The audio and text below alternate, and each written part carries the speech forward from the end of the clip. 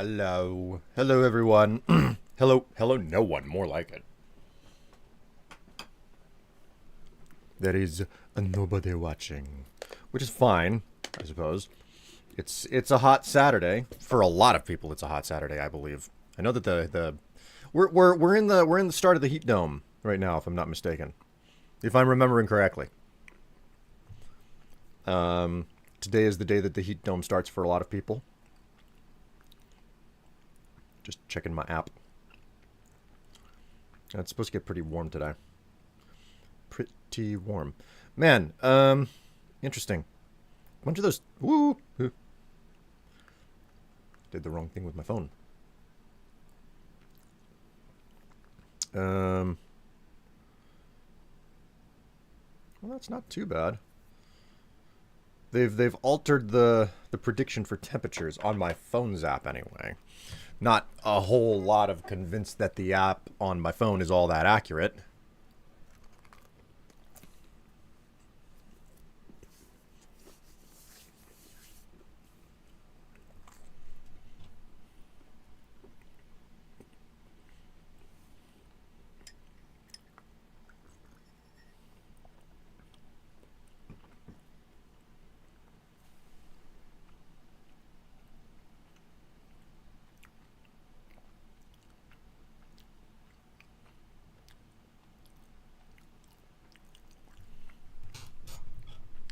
You're here, just still eating dinner.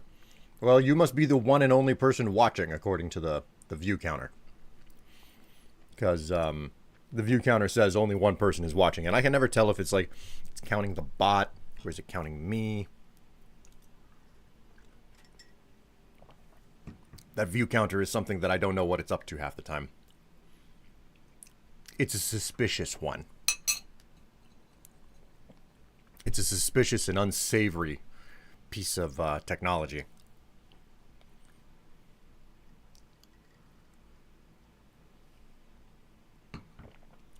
Personally, I think that Twitch developed the view counter to be to. I think they made it specifically to go out and get you. You know, it's after me.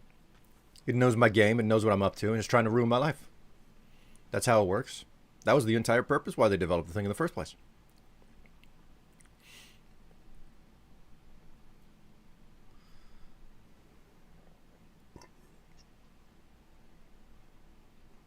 It says Zouchin is watching as well. Are they lurking? I am here, sort of. Okay, well, clearly the site is lying to me. It says, wait a minute, now it suddenly says that there are 3 of you. That thing, that counter is out to get you, man. It said 1, and then all of a sudden, the minute I hovered over it, it said 3. Hello, Canopian. Greetings.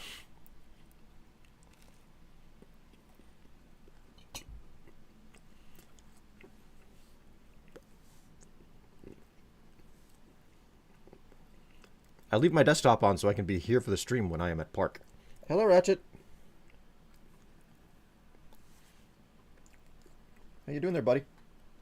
If I didn't have honey hands, I'd pick you up and everything, but my fingers are all sticky.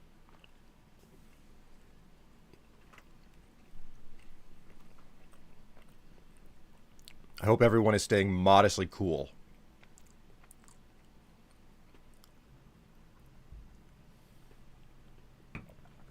Man, I was out of coffee, right? I was out of coffee. Well, very close to out of coffee. So I had to do a roast yesterday, right? The day started off pretty mild because we had an overcast sky. We had like a little bit of showers, not very heavy rain. It was pretty nice, you know, for the summer, getting down into the 80s, pretty nice. So Tev and I go out, we get sandwiches, you know, have lunch, come home, and I'm like, okay, if I don't roast coffee now, I'm going to have to roast coffee when it gets hot outside. So I set my little operation up, and I start roasting coffee. Now I decide, I'm like, okay, I don't know how long the heat is going to last, so I'm going to go for like mega crazy amount of roasting, you know? The humidity makes the roasting difficult because of two reasons. The first one is because it's preventing the beans from getting hot enough to properly roast, okay? The second reason is that it seems like it's taking way too long for the beans to get up to temperature to properly roast. Like, I am kind of baking in the sun while this whole thing is happening. Keeping cool. It's 17 Celsius. No effort is needed to keep cool. All right, Eli, you just bleh. Bleh. So I'm baking in the sun as this is happening, and man, I knew that I was gonna have to like strip down in front of a stand fan because as I was standing there roasting, I suddenly felt this bead of sweat appear between my shoulder blades. And I feel it roll all the way down between my ass cheeks. And I was like, oh man, if that's the level of sweaty that I am and it has somehow not been picked up by like my shirt or like my pants or something along the line, like I was just like, oh my god, this is awful. This is terrible. I think I was only on roast 2 out of 4 at that point whenever it happened. So like after that was done and I took it in, I specifically turned on the stand fan to like max. I stripped down and I just went face down, ass up in front of the fan, trying to get things to cool off. Just that space between my butt cheeks. My god. Oh, the humidity does so many awful things.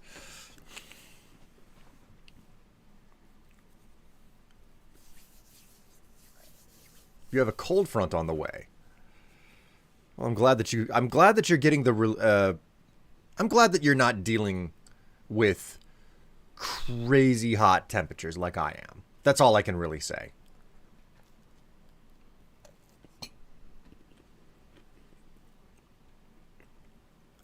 I know you're in the southern hemisphere and everything, which makes it make sense, but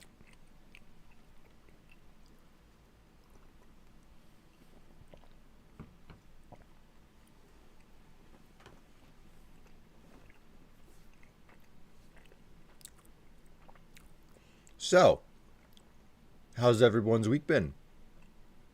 Modestly decent, I hope.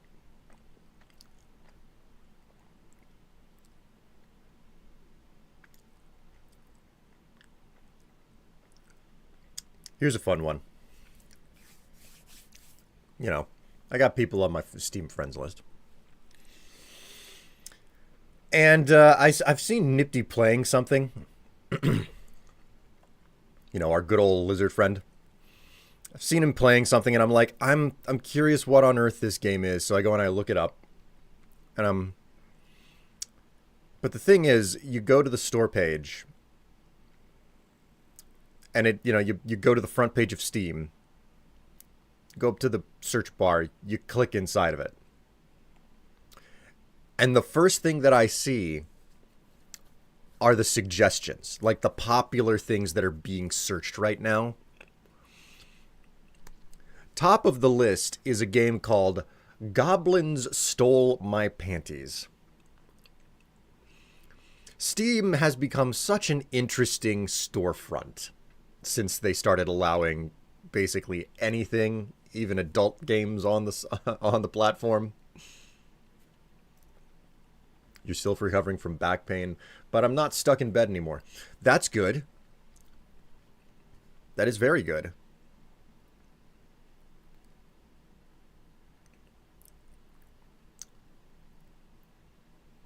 Well then, that is certainly an erotic game. That's, I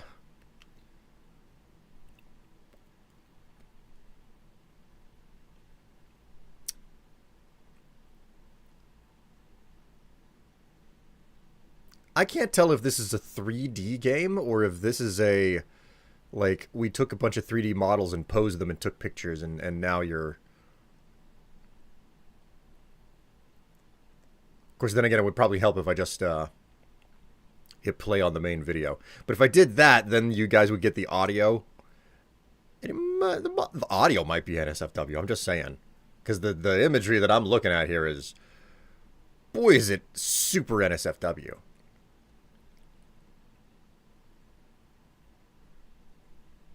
Well, that's animated all right.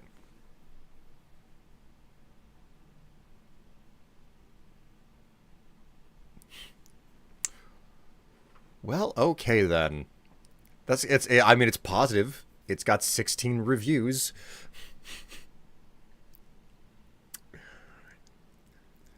Is that the game Nipty is playing? No, Nipty is playing something far more innocent. Okay, far more innocent. And not NSFW. This is just the roulette wheel that is like the most popular software in any given moment on Steam. You click in the search bar and it's going to show you what the most popular stuff is. And almost for certain, every single time, there is going to be an erotic game right up at the top. Didn't Goblin Cleanup get some sort of an update? I know that there was an update where they have like a new animated trailer or something for it, and I did watch that. It was kind of cute.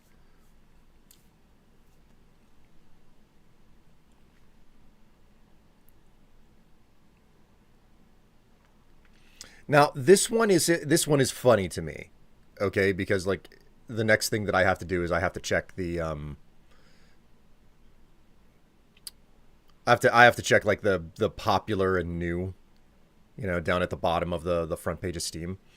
And inevitably there's gonna be stuff with like sexual content, but the second game, based on its description, well, just based on its name, you would immediately think, oh, that's totally an NSFW game, but it's not, and it's called Nothing to Declare, like airport security or something. And it's like, oh yeah, that's totally gonna be like an NSF. No, it's not. It's basically Papers, Please, and that's it.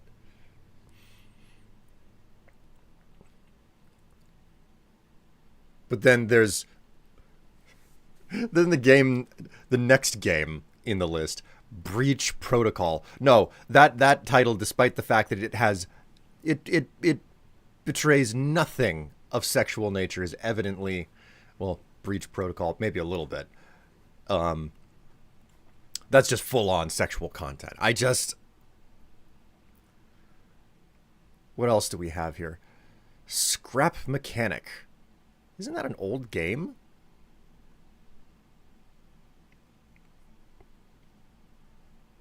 We've also got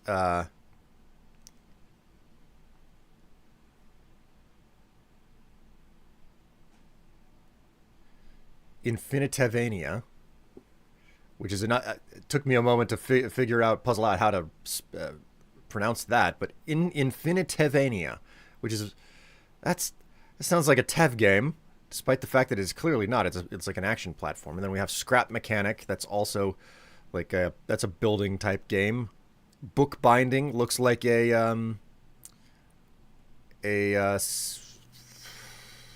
kind of like dating sim visual novel type thing.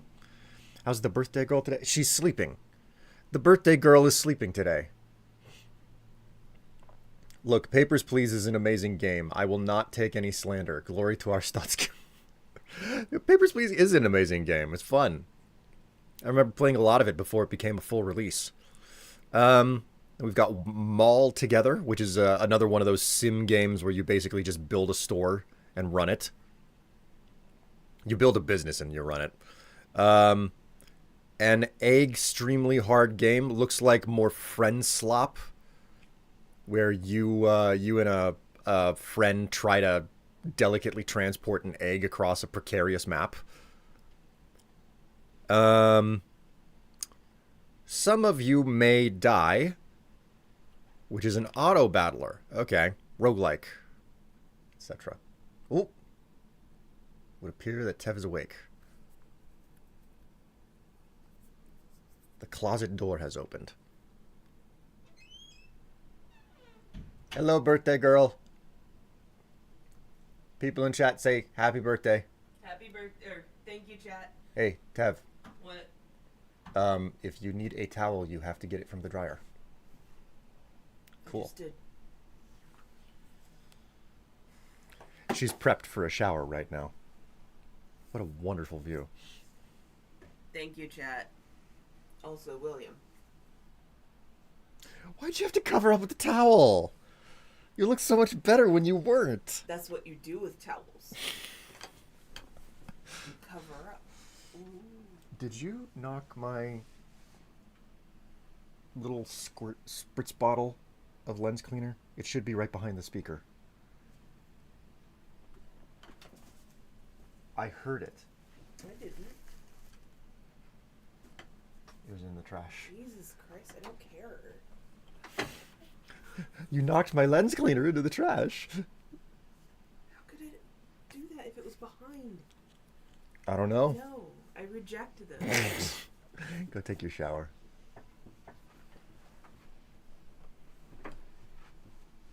I thought you were gonna come and kiss me. No. But I'm seeing a naked wife I want to kiss. Ah! Ah! Ah! I'm gonna get my birthday shower in. You have fun with your birthday shower and your birthday suit.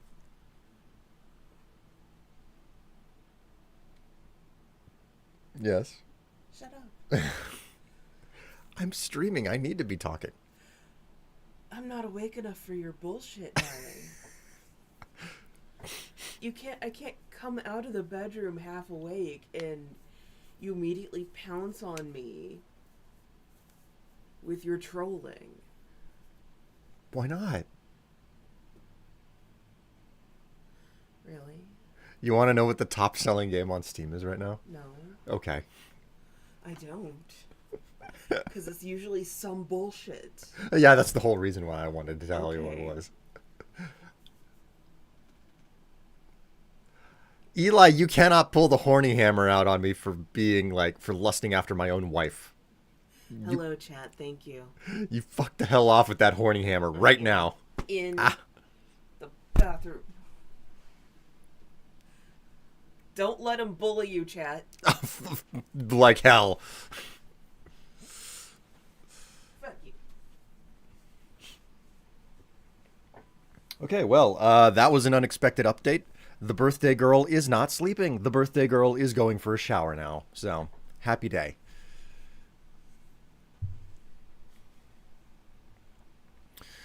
All right, where was I? Right. An extremely hard game, which is a co-op game all about like trying to precariously move an egg across a dangerous landscape. Then we have Some of You May Die, which is an auto battler. Roguelike, pixel graphics, tactical. And finally, okay, so the bottom of the list is also an NSFW game. Lust and Agony in Netori, The Ritual of Despair. Interesting. Very interesting. And by that, I mean, like, not really all that interesting at all.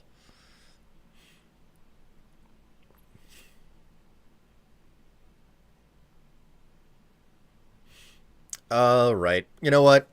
I've probably sat here and, like, looked at NSFW games on the front of Steam long enough.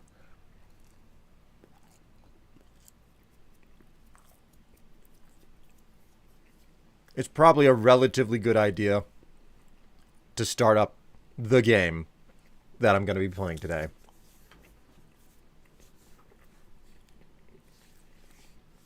I've been sitting here jawing for like a half hour.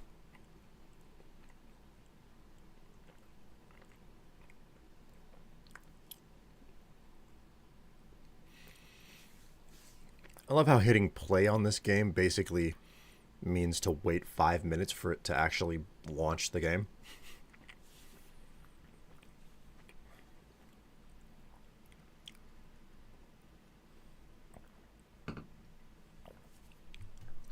Ugh, fresh coffee.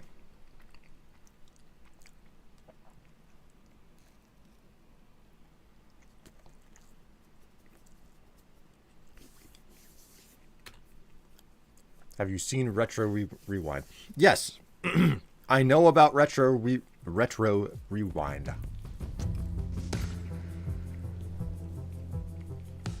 All right, what's the main character got to say to us about the story? Met the leader of the group of outcasts Jacob told me about, Lydia. Man, is she a piece of work. Turns out they were experimented on by the Baron too.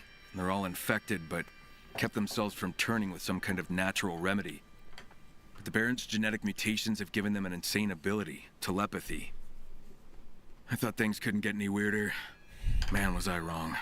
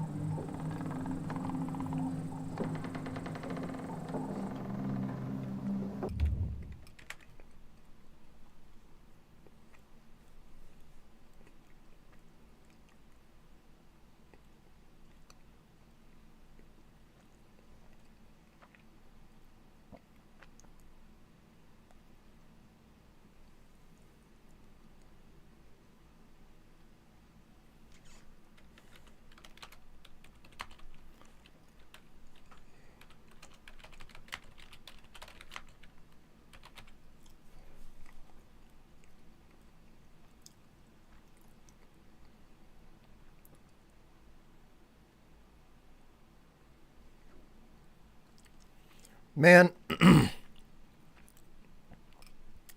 the use of AI on a whole bunch of stuff at this point has just got me saying, man, human viewership really is just increasingly the most valuable thing. Because, like, how the hell are you supposed to,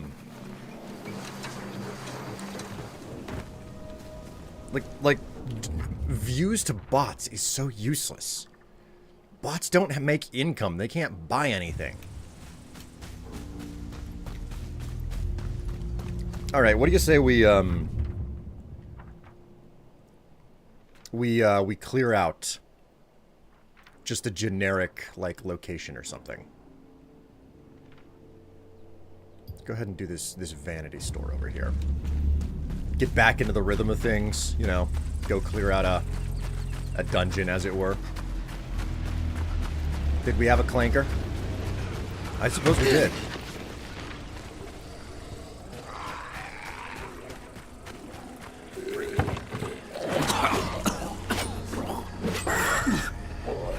You little shit! Stop dodging me.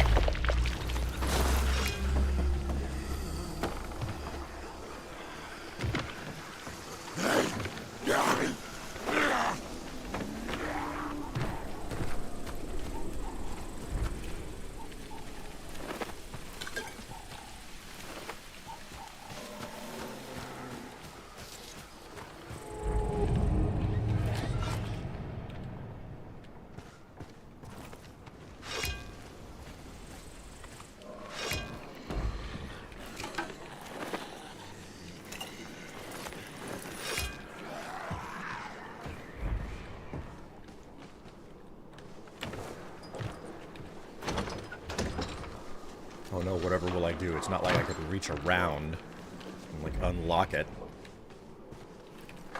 I'm good at the reach around. Ooh, sir.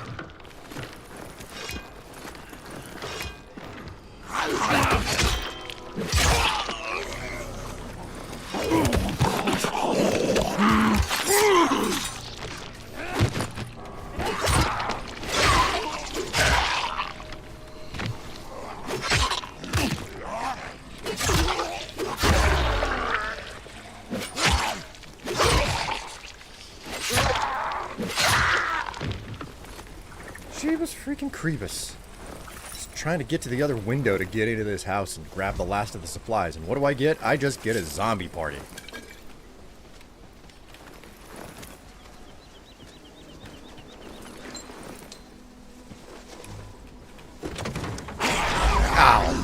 again.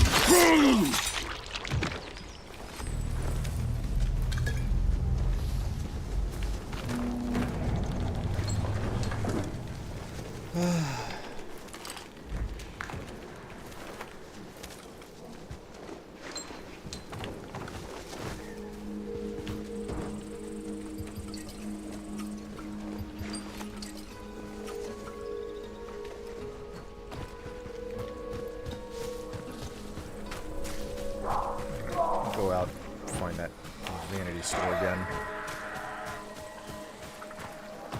Woo.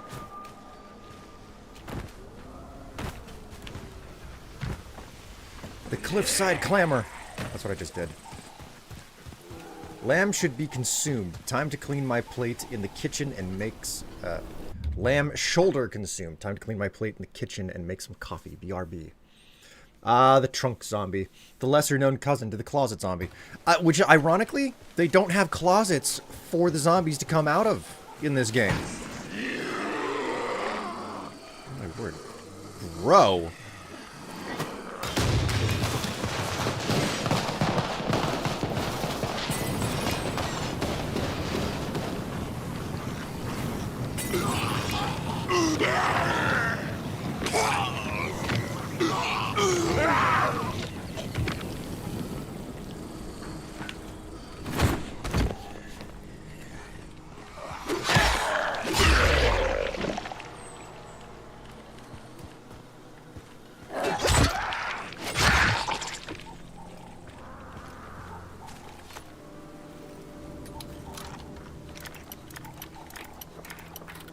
Praise Zorg. Who's Zorg? Or is that Zog? No, that's Zorg. That's gotta be Zorg. Couldn't be anything else. Nothing else makes any sense.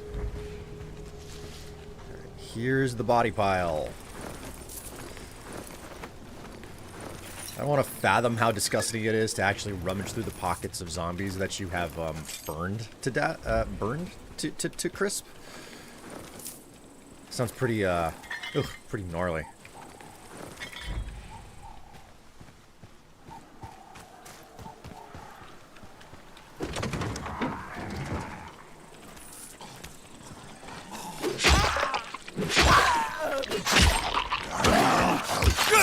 Screw you.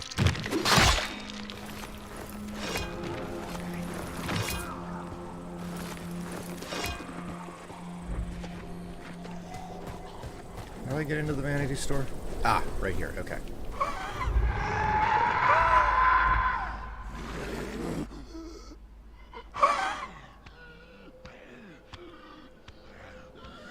This is a really tight fit. It's like a super tight fit. I'm not entirely certain how I'm supposed to do this.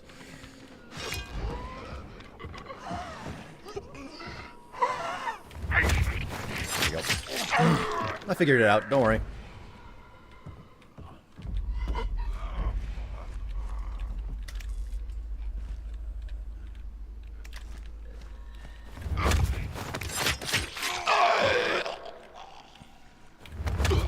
I'll just go ahead and take care of these guys. One at a time, the slow way. Slow and steady wins the race. Kinda wish I could see zombies with the survivor sense. It doesn't work that way, unfortunately.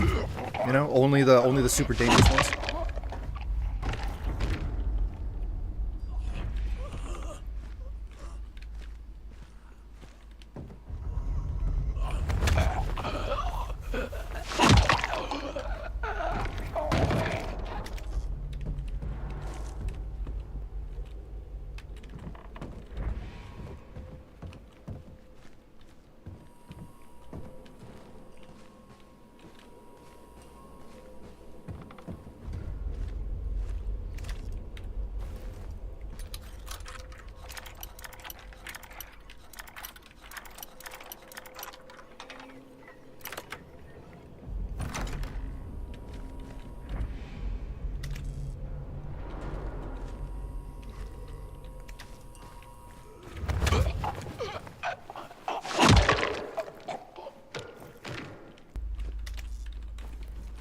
Alright. I think we are done clearing this place out. It's just a matter of collecting everything up.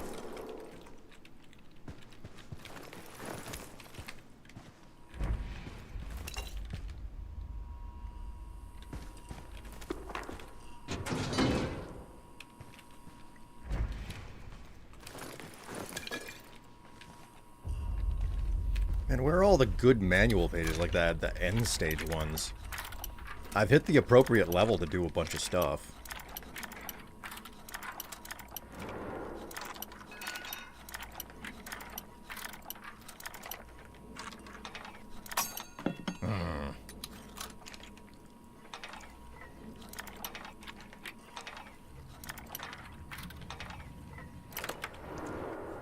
Praise Zorg. It's a thing in another stream I watch whenever they use the fire-based stuff. So wait, Praise Zorg is basically a way of saying, "Yay, fire." Am I understanding this correctly?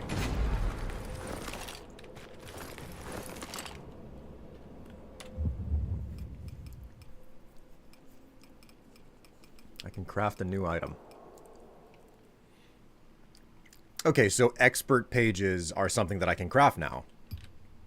Sure, why not?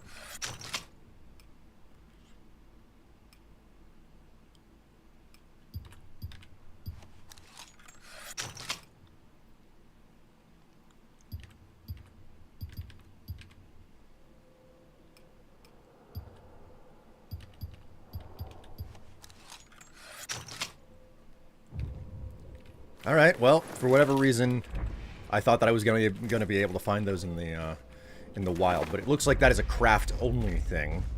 Grab up a whole bunch of the lower quality stuff, and eventually you can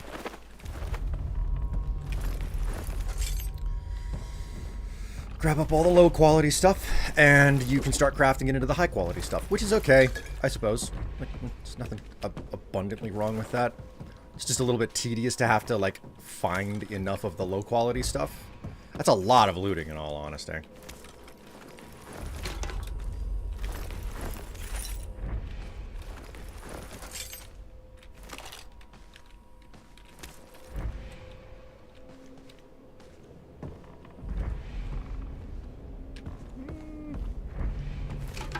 Looking a lot like I've basically got everything in here. Okay. Well, this was a fun detour. Hello, NB. How are you doing? Greetings. Welcome to the stream. Enjoy yourself while you're here.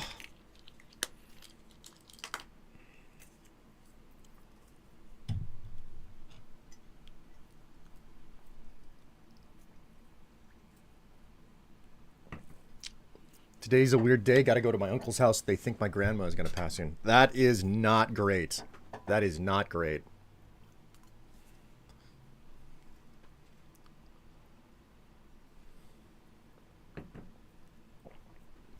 Are you spoiling your princess today?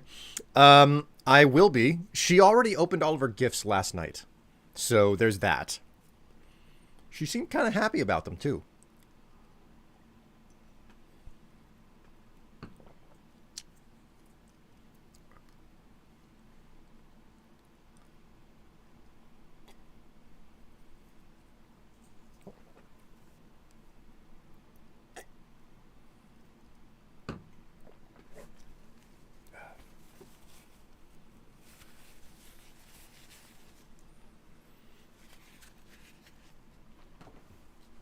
I think it's Zorg from the Fifth Element. As a gun he shows off, he makes a big deal of the flamethrower and then dies in a fireball. Jeez. Spoils make me happy. Sorry to be a bummer. Nah, you're fine, NB. I get what it's like, you know. I wish you the absolute best in regards to what you have to get done today. Oh, excuse me. Life has a lot of ups and downs and responsibilities in them, you know. There are also plenty of pleasures. There are also plenty of responsibilities. So good luck to you, and for what it is worth.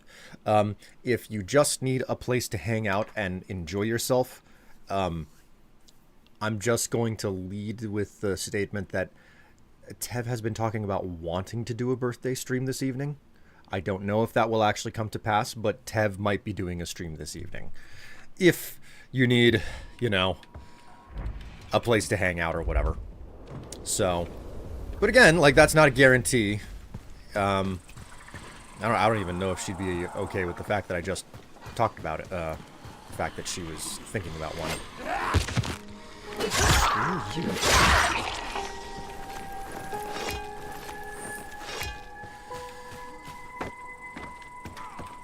Why do zombies have to get so grabby?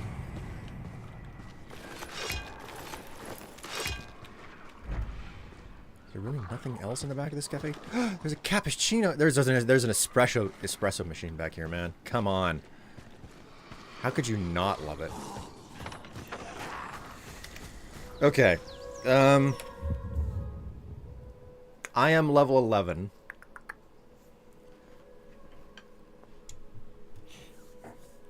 You know they died before they got the HR training, so... Why zombie so grabby?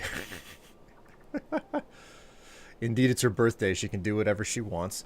I'm just going to be happy going. She's happy today.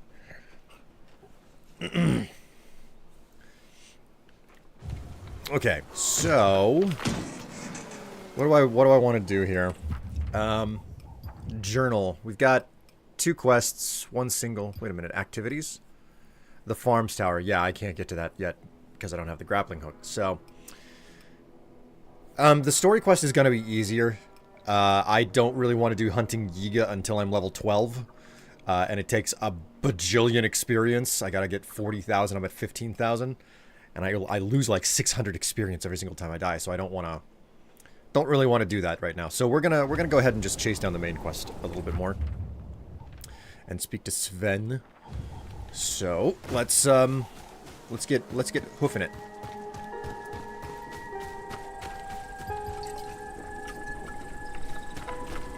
Voice to text or whatever. Yeah, voice to text like does you dirty so frequently. Like if I was done dirty as frequently by voice to text as you are, I wouldn't be using it.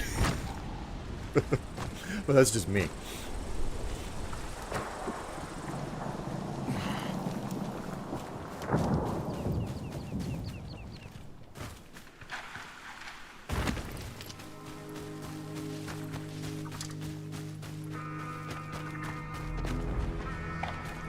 Anything here at this like little campsite? Nope, nothing.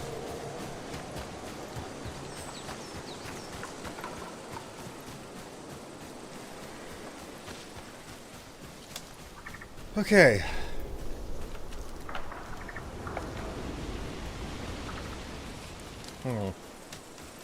Okay, so wait, what? Do I need to...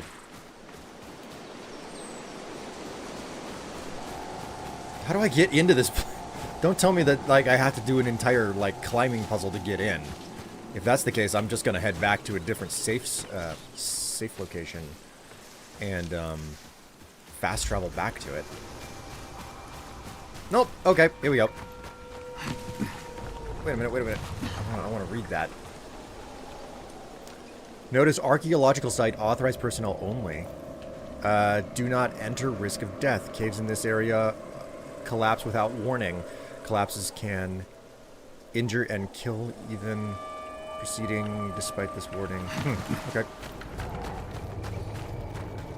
Well. What's up, buddy? Hey.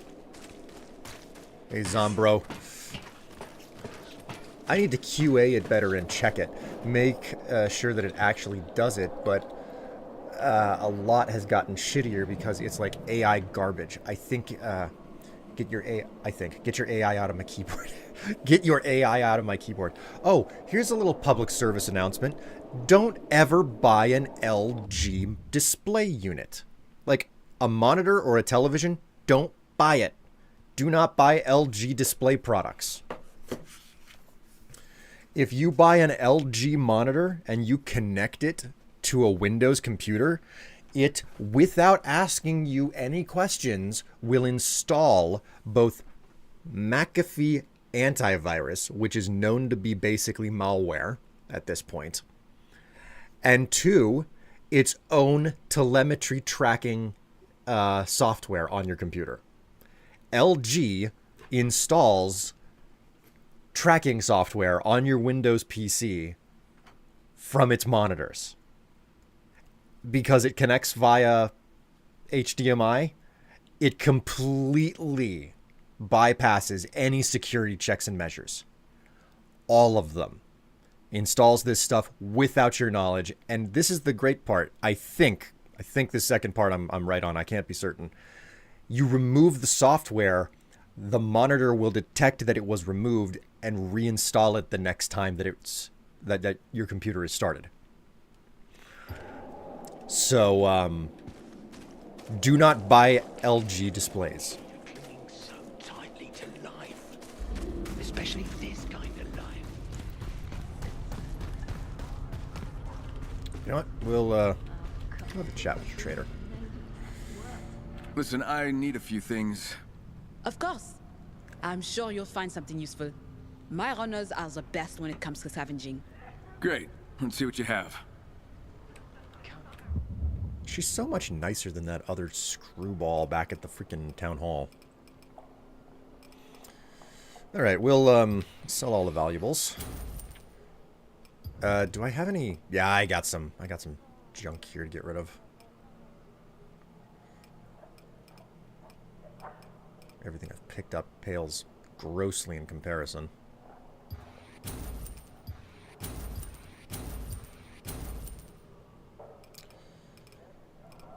That'll do. You know what? Just get rid of most of these bandages. I don't need them.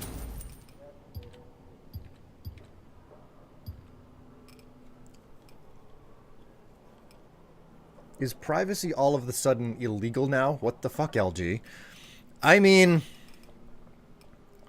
we live in a world where the FDA has been bribed to prevent us from knowing that there are parasites on Taylor Farms produce.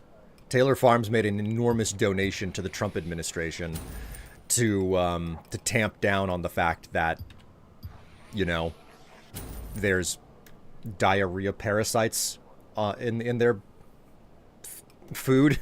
So we're living in a bad timeline right now, you know. The CDC is claiming that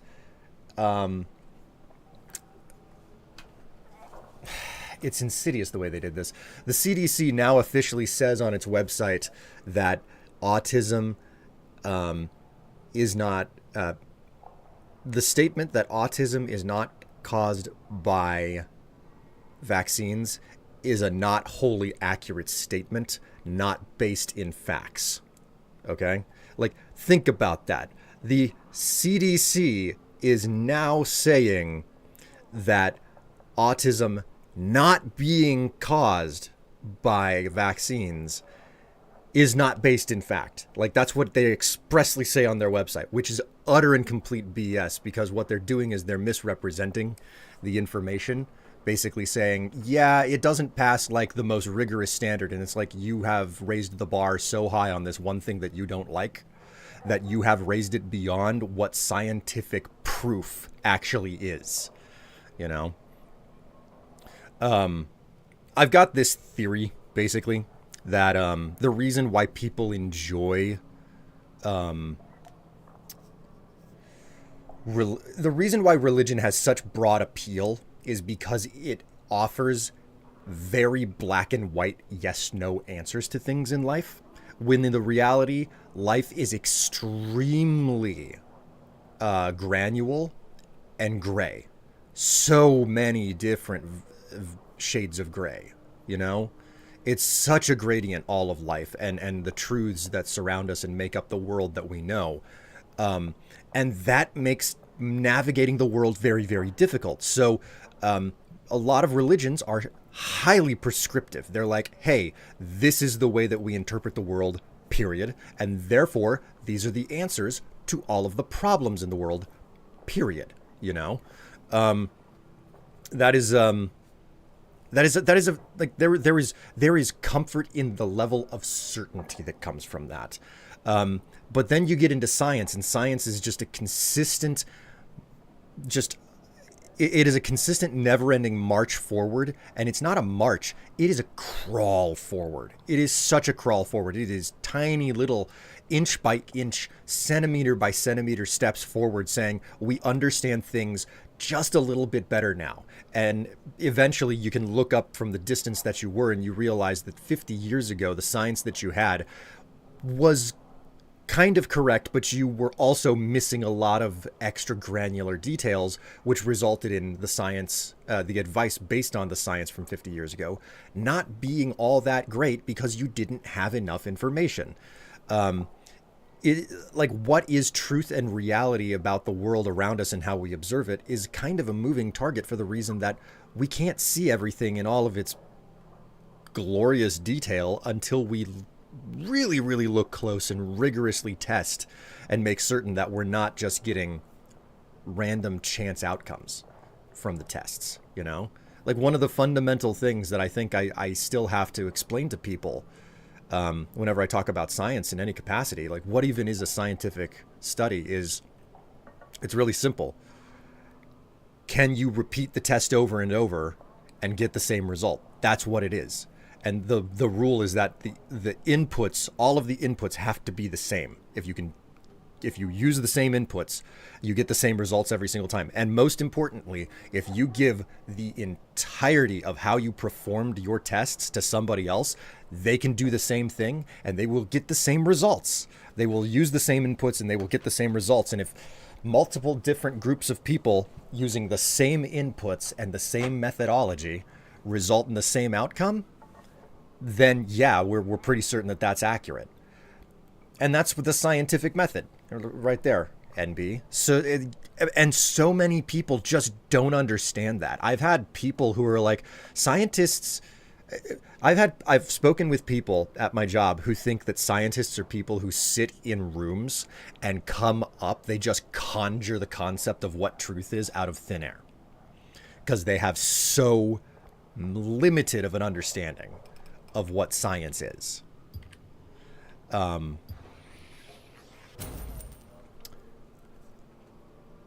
It's astonishing. It is utterly astonishing. So I just came to the understanding that whenever our government says just assume the opposite.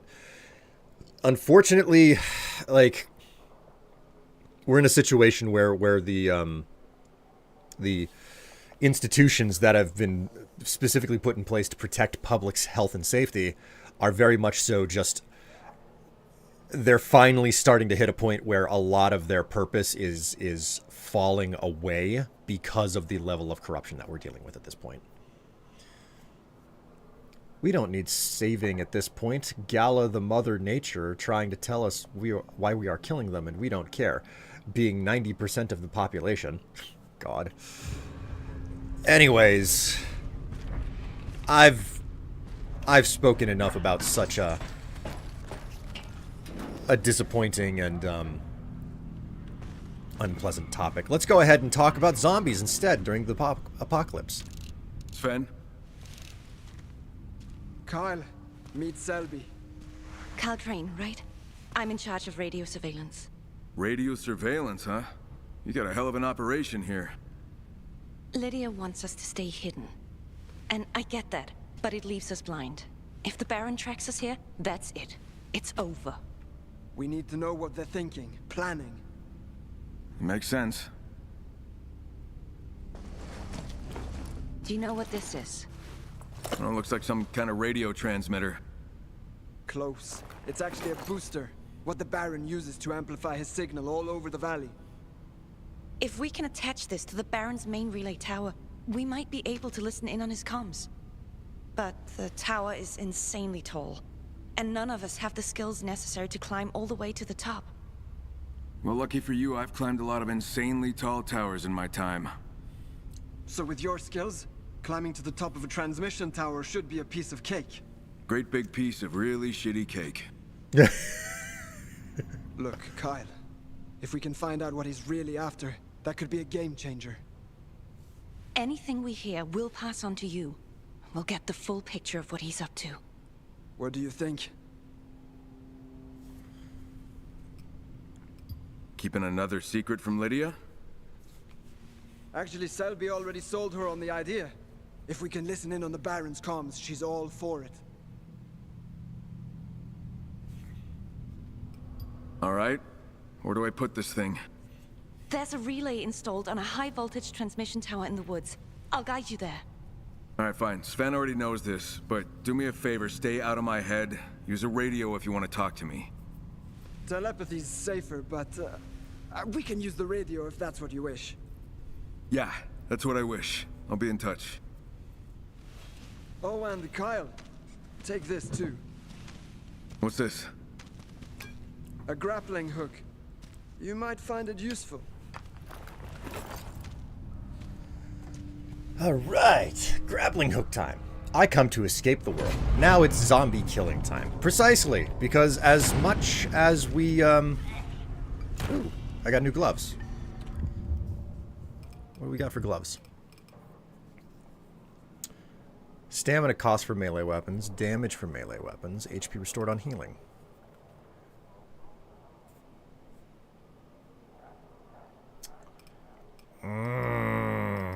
I think I'm gonna stick with what I got already.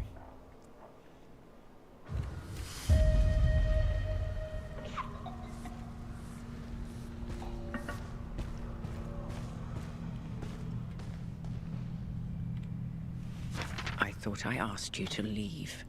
You did, and I will. If you really want me to, but I think we can help each other. Look, I know who you are. I know what you're capable of. How do you know who I am? I had a colleague in Harran, a fellow professor at the university there. I kept in contact with him even after the city fell. He lived in the tower. So you know what I did for them? I do. I also know that the Baron saw you as something special. He kept you isolated. You were his pet project. And I know he will stop at nothing to find you. I'm not his pet project anymore. There's something else he's hunting down, something that escaped when I did, so I'm no longer his first priority. I need to keep my people safe. And having you here is a danger. I already rescued 2 of your people. I think you need someone like me. I know Sven trusts you, but sometimes he can be a little naive. He's a good kid. I basically raised him and Selby. They were so young to be in that awful place, so frightened and alone. Considering what they've been through, it's amazing they've adjusted as well as they have. And that's all due to you. So let me help you. Are you trying to butter me up? Wow. You know who you remind me of? Sister Bernadette. She taught 5th grade English at Holy Cross Elementary. She never gave an inch either.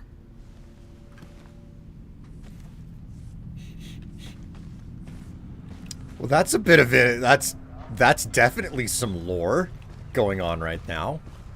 Aim and press middle to use the equipped grappling hook. Holding the key will allow you to swing, while tight tapping it will pull you towards the surface. Okay. That's very interesting. Thank you very much for that subscription there, Cortex. It's good to know that I'm worth both your time and your money. It is great to have you along for the ride. Welcome to the stream, and enjoy yourself while you are here. If anyone could come in like they own the place, Brains, brains, brains, brains, brains, brains, brains. Hello, here I am, streaking on through... streaking on through... streaking. Well, hello there, Cortex. And again, thank you for the subscription.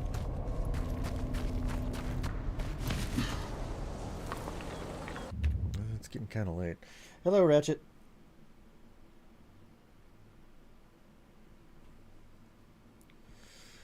What do you think of the psychic infected? Also, there's a person in this cave who has a quest. I love a quest. A quest I love, and a quest I hate. The grappling hook is pretty fun. Love Spider-Manning about. Okay. So... Oh, they've still got quests for me up in there. Okay, well, go back into the cave and try to find them. It is side questing time.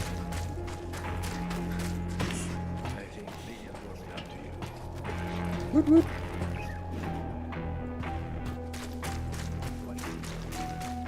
go get the fucking Baron and be done with it. Here we go. Kyle, have a moment? I know you're busy, but I could use your help. With what? This is Iris. She's very ill and won't be with us much longer. I'm sorry to hear that. What do you need? Iris asked me to get something from her home. A music box. Gift from her husband Henry. It means the world to her. The music box reminds her of him. The music would give her peace when her time comes. I understand. Where can I find it? In their old home. She said that it's on a dresser in an upstairs bedroom. I'd go there myself, but I can't leave her alone.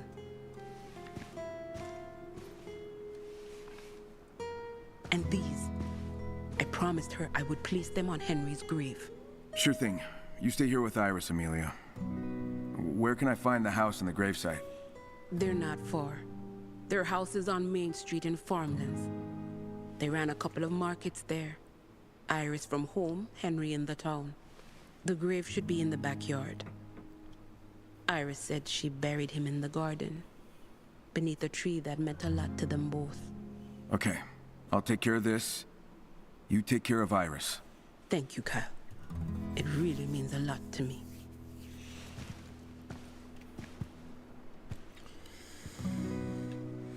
Okay. Where's the other exclamation mark? Is it just over this way?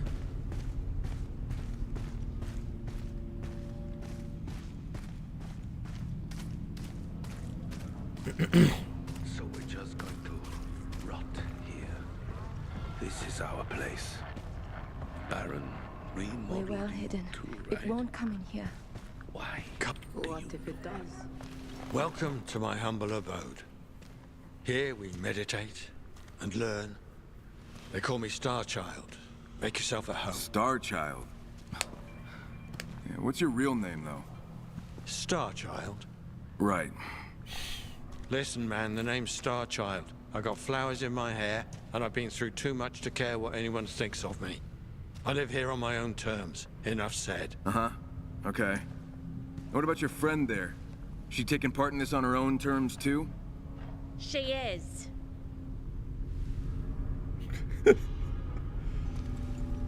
A man of such little faith. So, you see, experiments being done sensibly. But we'll need your help to finish it.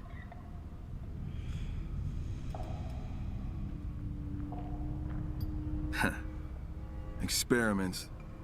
Everyone's a scientist around here. Don't compare me to that monster. Here's the thing. It seems everyone who's like us, who's halfway to becoming monstrous, is prone not just to apathy, but also anger. Huh. I don't really see you guys losing it like that. Not yet. But our brains have already been rewired. And I want to better understand how. You see, our frontal lobe activity is weaker. Plus we've got hormonal imbalances. Both impact the release of neurotransmitters like dopamine, serotonin. Being stuck in the dark doesn't help either. I want to study your outbursts, how you handle them, and find a way to help the others. So you've managed to get all this knowledge without any proper equipment? Knowledge? Epistemologists might give us flack. It's just a theory for now. A plausible idea. All right, so what exactly do you need me to do? I need you to get me pieces of bark from the Tree of Madness. And also the gallbladder from someone who just turned. To get the former, check the abandoned park near the villa area. As for those who just turned, you'll find them at a house in the woodlands, near the swamps. I'll use both to whip up a stimulant, then test it out on you. What the hell is the Tree of Madness? It's this one particular tree. Hard to say what species it is. The tree is... Anyway, you'll understand once you see it. But how do I find someone who just turned? There's this place. This house. They're being kept there. Kept there by you? Not just me. But right now, you need to focus on finding that gallbladder. And this gallbladder, I'm supposed to what? Just rip it out? Sounds nasty, I know. But its extract is odorless and sterile. Relatively sterile. And then what happens, Star Child? Trigger a psychogenic reaction. Put you into a trance. Administer my formula. Induce enzyme production. And then take a blood sample. Not really thrilled about being somebody's guinea pig again. Kyle, I won't force you. But you'd help the others by doing this. Uh-huh. Anything else? Look closely at my finger. Don't take your eyes off it. Get ready to enter into a new experience. 1, 2, 3. Yeah, that shit doesn't work on me. We'll see. Look into yourself, man.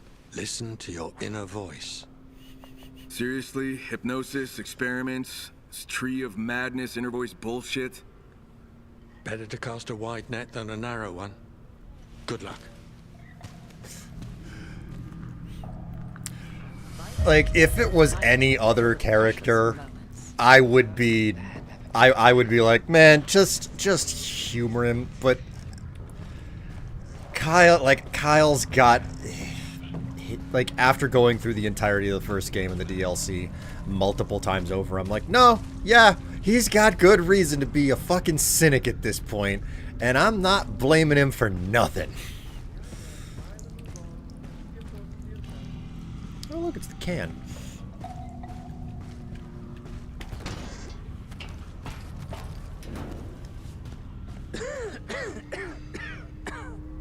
Liam, you need meds. And sunshine. And girls with pretty smiles and fine wine and beautiful flowers, birds, life.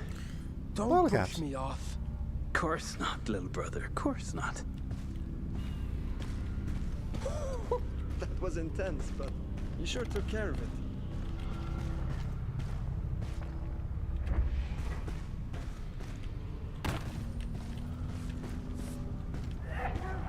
Have you come to provide us with more pain?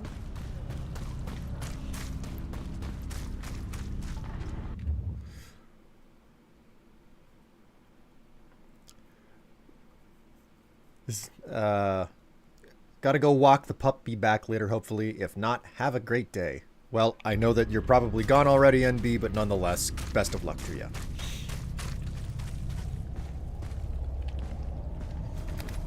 You gonna have your findings peer-reviewed there, Star Child?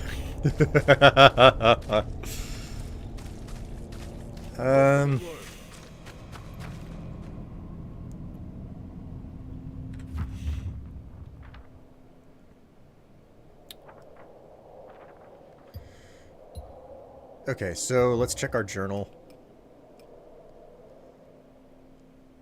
We'll... Yeah, we'll track this first. Is there enough daylight for me to safely... Yeah, I can make it a distance to a certain degree. Do I have to equip the grappling hook? I do have to equip the grappling hook. Okay, so... swap that for one of, I don't know, these.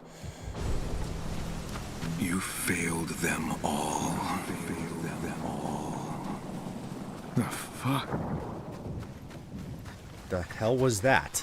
Star Child, I started hearing some weird voice. It's speaking to you. It's bugging me. Listen to it. Having a fun time. Kyle is a cynic to his core. Man, like, one of the things that made Kyle a character that I enjoyed in the first game was because he showed more moral fortitude. you know? He didn't just follow instructions. And admittedly, that was one of his flaws as a mercenary in the first game. Like, he was almost immediately insubordinate. The minute that the first game started, he was insubordinate. Which, like, geez, you want to talk about, like, not being a good mercenary or anything? Yeah, that's the way to describe not being a good mercenary. But,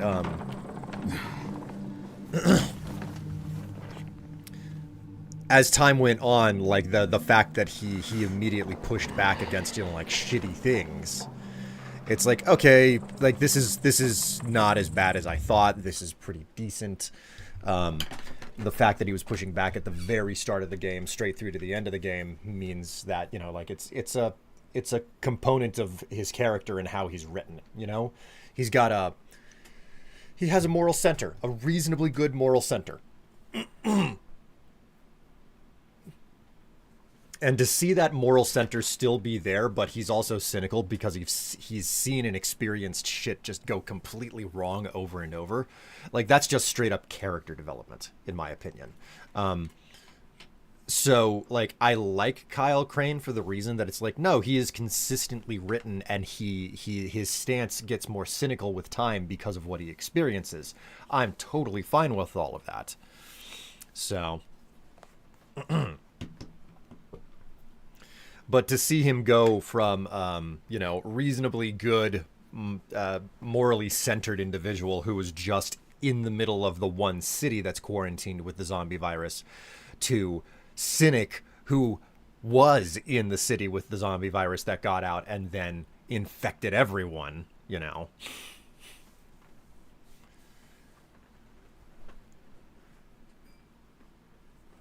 When you get infected from the get-go, you get why the insubordination gets more prevalent. Yeah. Mm-hmm.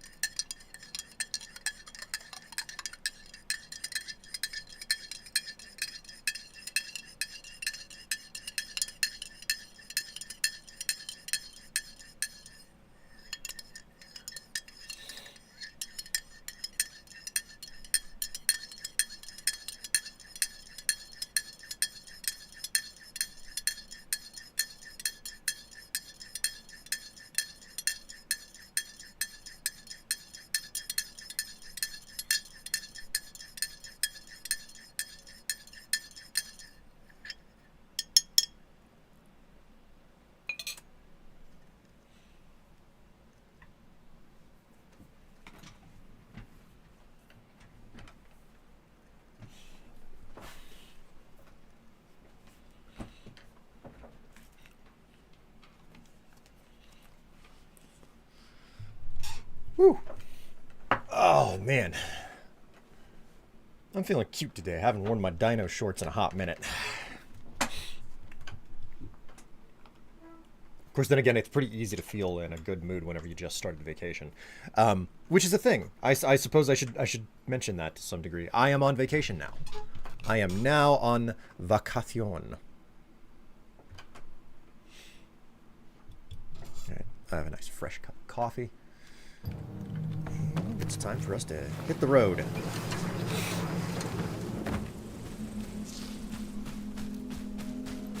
What's your favorite dinosaur? Mine's Spinosaurus. Probably the Brontosaur.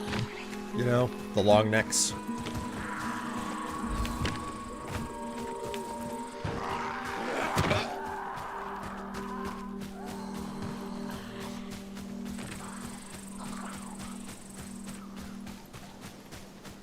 Does that mean more stream? I can't say for certain. One of the things that I really want to try to focus on is getting some other video content out. I do not do YouTube as much as I would really prefer to do these days. I have a internal conflict in regards to quality over quantity. Unfortunately, YouTube is very much so a platform that is focused on quantity over quality.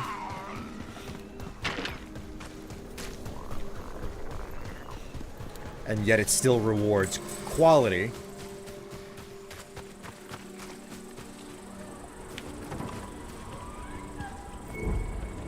This looks like the right place.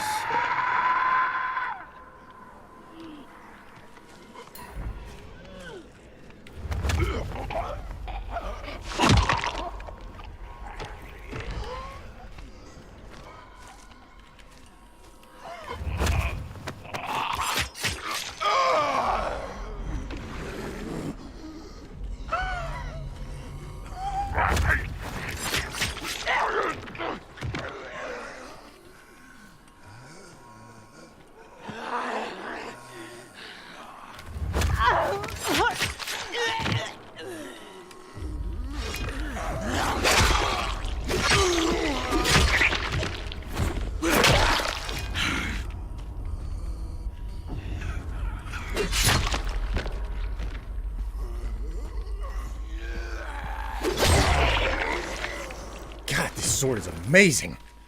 It's one of the crafted weapons in the game. This is like the stuff that I'm finding inside of crates and whatnot. I ain't got nothing on this shit.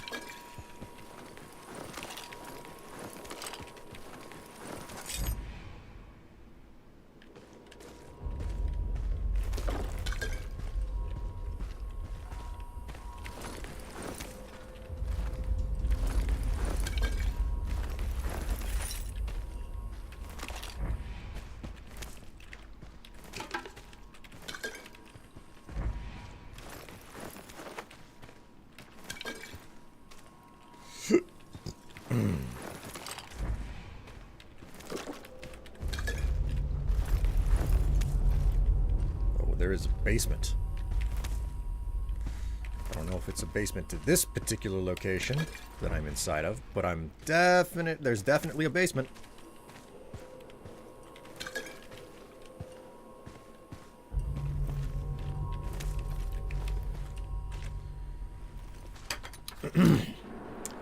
I would rather wait months for a good video that the creator put time into, and not just clickbait and zero effort videos.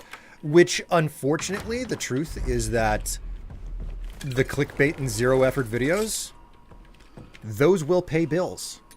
The stuff that, because of the way that algorithmic, like, suggestion and everything works, the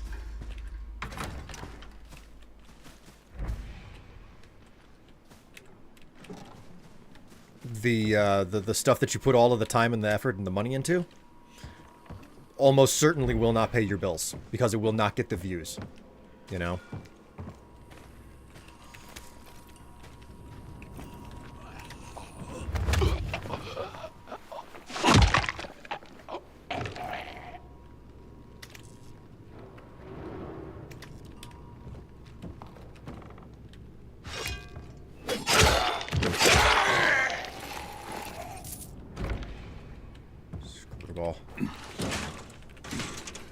So trying to make a living off of stuff on YouTube is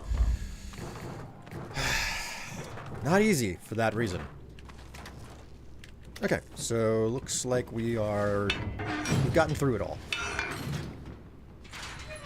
Anyways, my whole point being, like, there's some stuff out for YouTube that I really want to try to get together, and an aspect of that is the fact that I need to, like, a lot of the video content I make, like, just whether I like it or not, I used to do a whole bunch of stuff where it was like, yeah, this is the weekly video. It doesn't matter if I'm really confident in it or not. Like, the weekly video has to go up, because if you don't publish on a weekly basis, then the algorithm treats you as if you don't fucking exist. So, you know, I was pumping out video every single week, but if you can only do that for so long if you don't build a team around you to help, because that's a lot of work to constantly do. And at some point I got to the point where I was like, you know what? I just would really much prefer putting out less. I want to talk less. I want to talk about things way less than I do now. So like, and unfortunately YouTube is like, you're talking less. That means you're not as important, you know? So I've pulled back in a big way, but that doesn't mean that I don't want to put stuff out. So at Arizona State University now has influencer degrees. Just why? Mostly because if there's a way to make money at it, then it makes sense to get a degree in it. The creator space is something that you can learn on the ground, and just pay attention to stuff, but you've got to be exceedingly observant, and most people are not observant enough to be able to learn that stuff. I can pretty much guarantee anything that they're going to teach you in an influencer class is not going to really serve you all that well, because whatever you learn in the class is probably not going to remain consistent across the way that the platforms change. But if it's something that people want to do and can make money at, then there's going to be an effort to sell stuff for it. Frankly, I think that a university selling a degree and being an influencer is pure snake oil, because you do not need a degree to be an influencer. Just straight up, you do not need a degree to be an influencer. You probably are going to benefit if you're like getting a marketing degree, because a marketing degree is something where you can go to a group of people and say, look, I can do stuff. I think that it being an influencer and getting a marketing degree are probably the same thing. One will actually mean something on a resume, and the other will not, however. So, Iris, flowers and tickets are waiting for you in the kitchen. I, on the other hand, shall be waiting in the cafe. Grab the tickets, go along with a small bag. Don't forget to pack your smile and come to me, my sunshine. I'd like to take you on a little journey through all the moments we shared and remind us both what we have given each other. Henry. Oh, that's so sweet.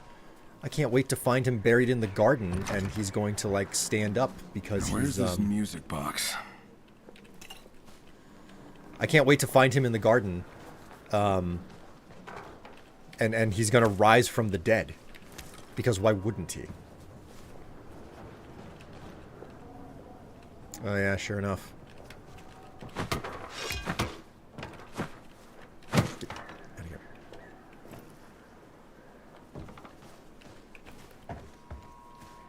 And then I'm gonna have to like kill her husband a second time.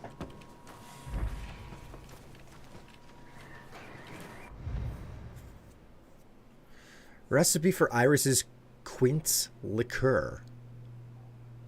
Okay. I blame the generation that doesn't understand effort and the rich people who do YouTube for the I'm bored reason. There's a lot of that. And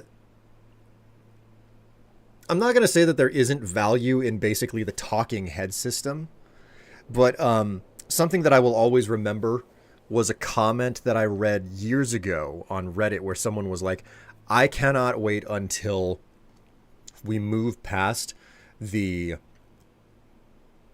angry screaming man on the internet to deliver gaming news. I think it was something to that effect that was said.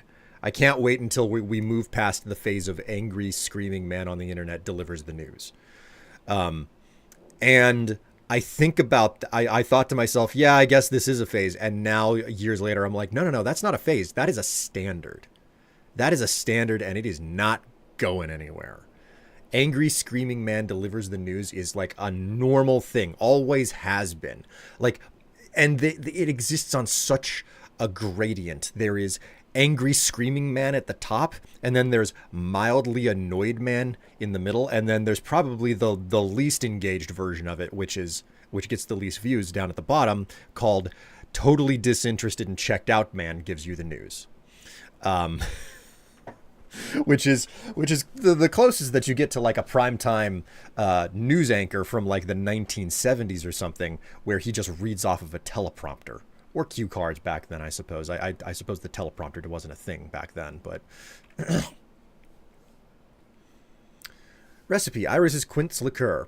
I think you were the one who asked me recently for my quince liqueur recipe, which Dad used to love. I'm leaving it here for you to enjoy because my memory is always a bit iffy. Sometimes I forget what I wanted. Sometimes I forget what I wanted to write. I'm in the hospital, but it's probably only for a short while. The doctors are saying something about my head, but I don't feel bad at all. I just sometimes forget where I put my glasses. Anyways, back to the point. I'll ramble again.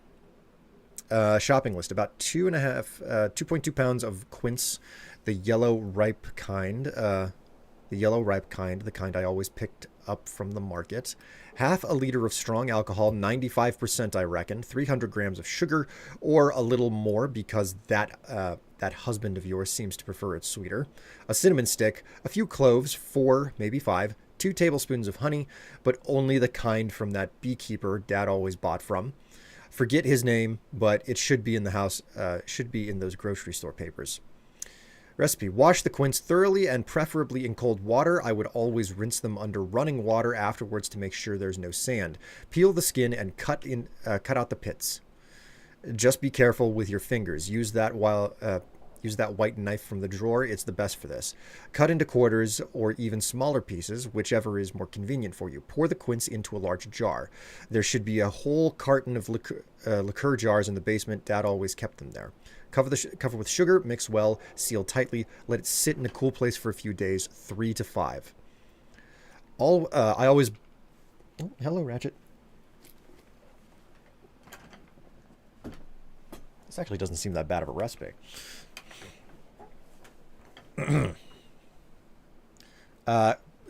Pour the quince into a large jar. There should be a whole carton of liquor jars in the basement. Dad always kept them there. Cover with sugar, mix well, seal tightly. Let it sit in a cool place for a few days, 3 to 5. I always brought it to the basement. Shake the jar daily to mix everything well. Once the quince is released its juices, it will turn to a yellow syrup. Add the spirits, cinnamon, cloves, and honey. Seal the jar again. Let it macerate for about 5 weeks. I sometimes forgot and let it sit longer, but it didn't do anything bad. Then just strain it through cheesecloth until it's clear. That's how I always did it. Pour it into bottles and label them so you know what it's in. In case I forgot something, ask Amelia. She might remember it better. Look through my old notes in the kitchen. I think you'll find something there too. Lots of love, Mom. Man, that is nice. That doesn't sound too bad. This is kind of getting at the core of what I like to do with my whenever I brew moonshine. Whenever you make the moonshine, like I call it moonshine, but it's literally just a juice and sugar mixture that you make on the stove, and then you mix in a freaking bottle of Everclear, and you're like, yeah, this is gonna taste like turpentine. So what we do is we bottle it up and we let it sit for a month, and then those two things truly intermingle, and it becomes one drink instead of two things that were like put inside of one bottle. How you doing there, Ace? Greetings and welcome. What's up, my chat? Oh, and Strife is here too. Oh, well, hello to you as well. Okay, so clearly the thing that I have to get comes from... Amelia, I'm here at the house. I found the cabinet, but there's only a safe here. I need the code. Let me ask her. Iris, honey? What's the code for the safe? Kyle? She's not making much sense. But she mentioned a notebook with codes that's at her husband's market. I guess that'd be the one in town, but I'm not entirely sure. Maybe you could look for the notebook in the office he kept there. Got it. Will do. Thanks. Thank you for doing this, Kaya.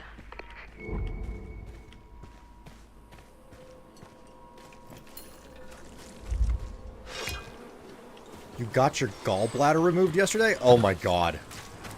Okay, so it's different for everyone, right? Like, your life experience is always different. But for me, whenever I was still a teenager, my...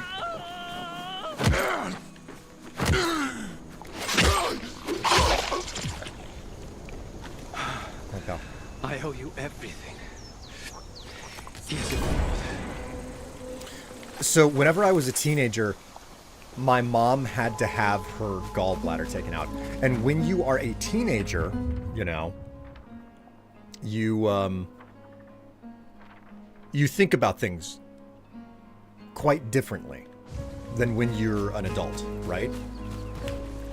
So, man, for me,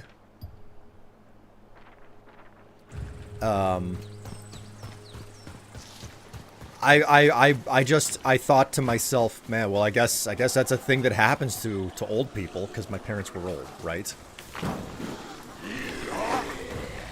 That's all that I saw them as a lot of things, but old was definitely one of them. And I thought, okay, well, I guess you have to have, like, your gallbladder removed whenever you're old, or something along those lines.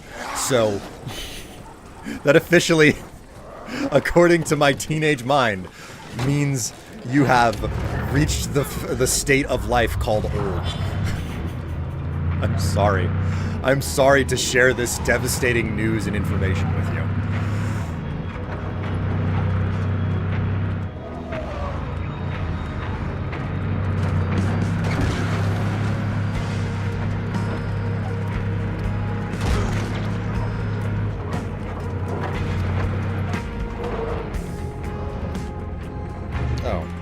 Yeah, you could totally highlight the wrong location for me.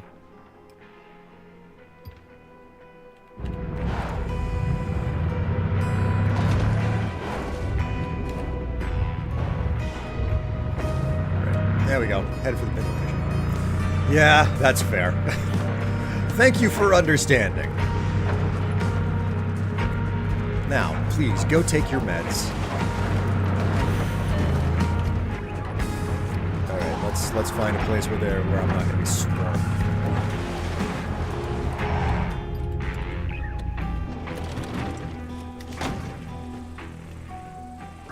Just enough fuel to keep moving.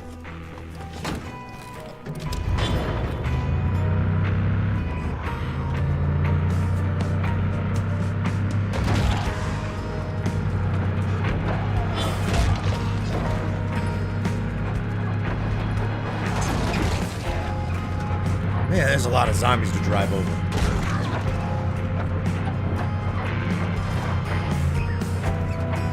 I do like the driving music in this game. Oh!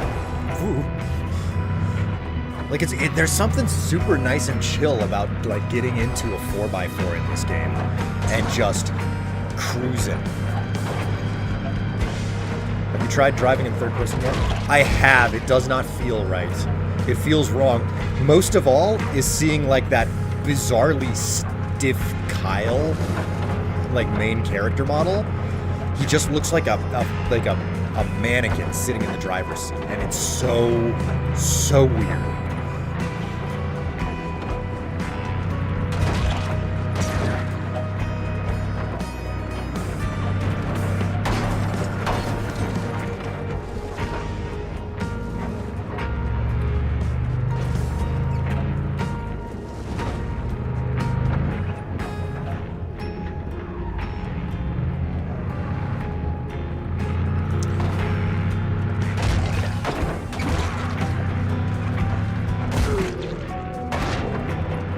I'm happy that they've definitely put some really hard work into this game to ensure that, like, even though there's a city for you to run around, it's still feasible for you to get in a car and drive this should be somewhere. Henry's Market.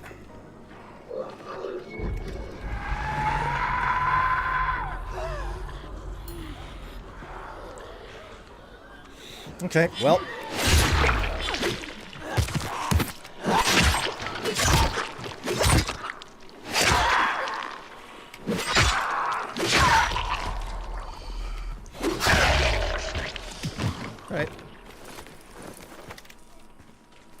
Look, he was running an Apple store.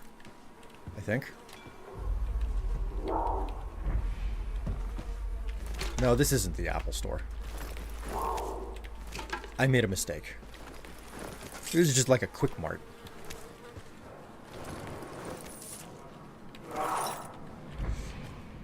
I thought he was a trendsetter.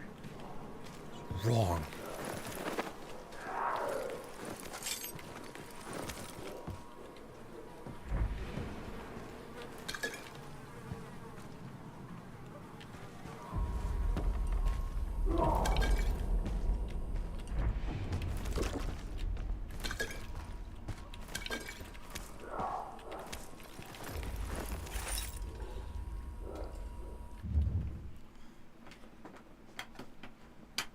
You like it better, feels like you can see where you're going more easily. I can understand that. some projects or some forms of like viewing the game just work better.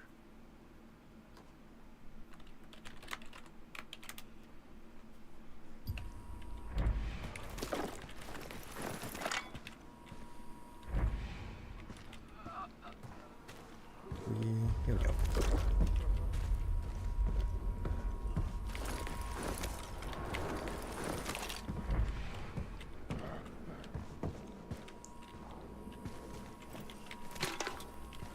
Okay. Everybody, I'm gonna have to make you wait for a brief moment. I need to go take care of something.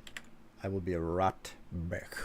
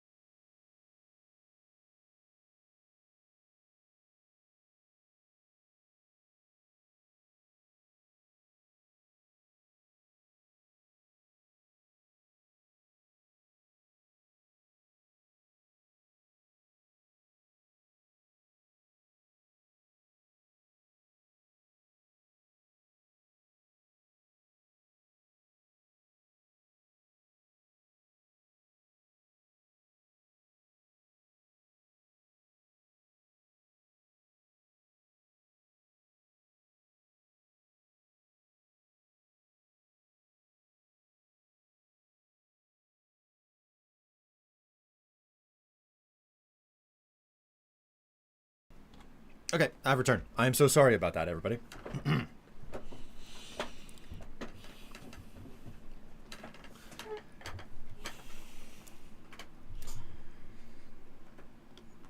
Oh, wrong button.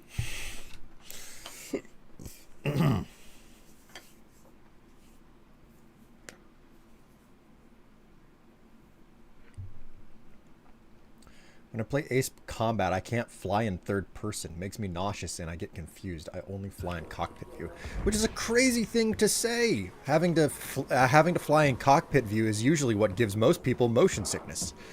Like the first person aspect is typically what throws people off.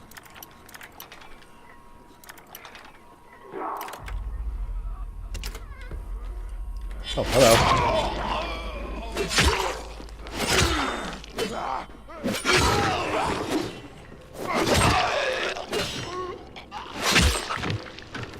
Stay down, you little freak.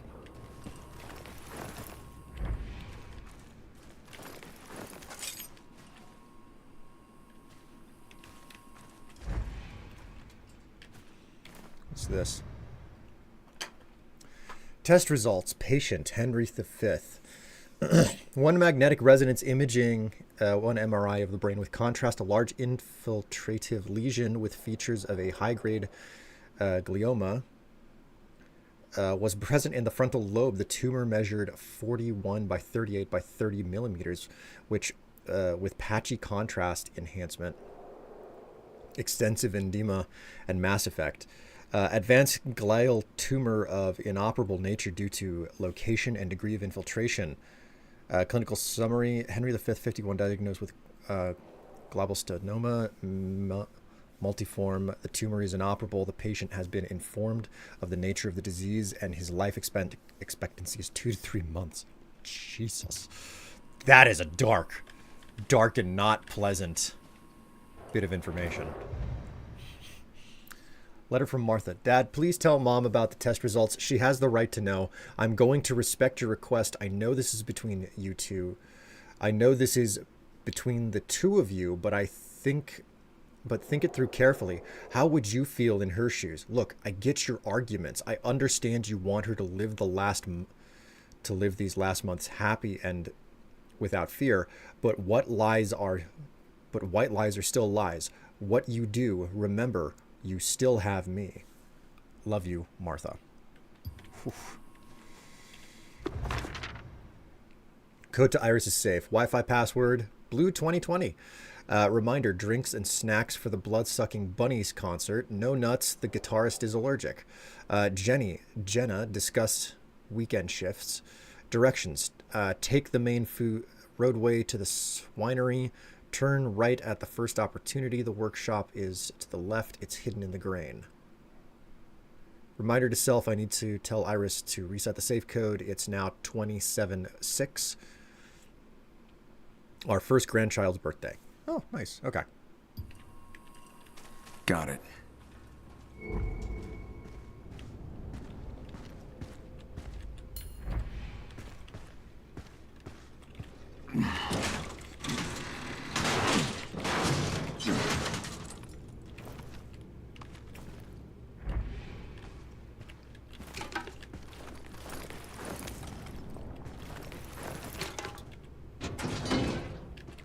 These lockers are always so disappointing. There's never anything in them.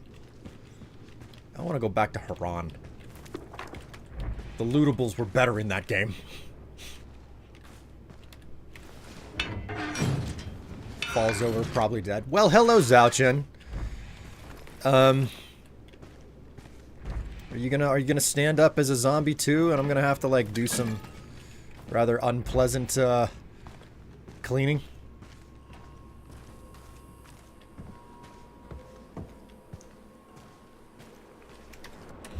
You know, I'm in the city. Maybe I should go and clean out another location just because I'm here. Let's go ahead and do the library apartment. I'm gonna need so many more of these pages to be able to improve a bunch of my my plans. Bunny, no.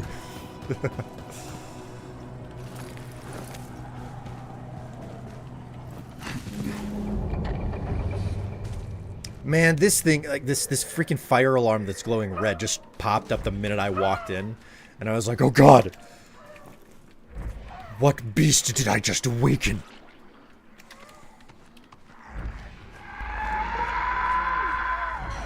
Everything is alright. Don't worry, I'm just gonna stab you.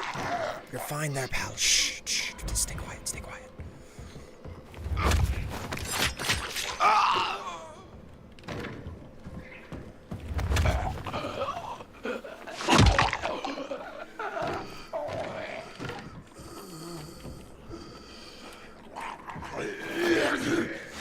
Alright.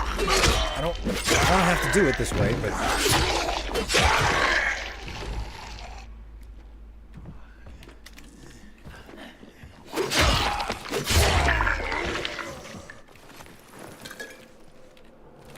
Really wish that fast looting was still in this game.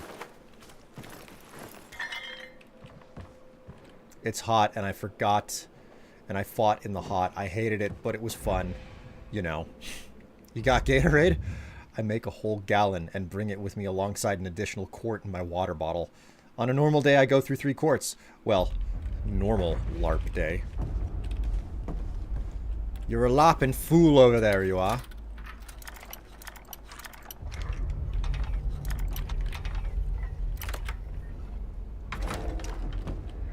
Oh, hello.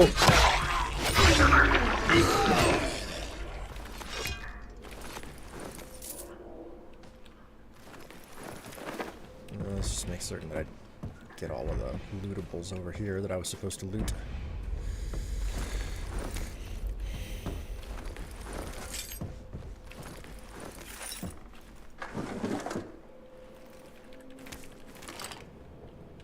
Okay, I'm gonna drink some Gatorade. There we go.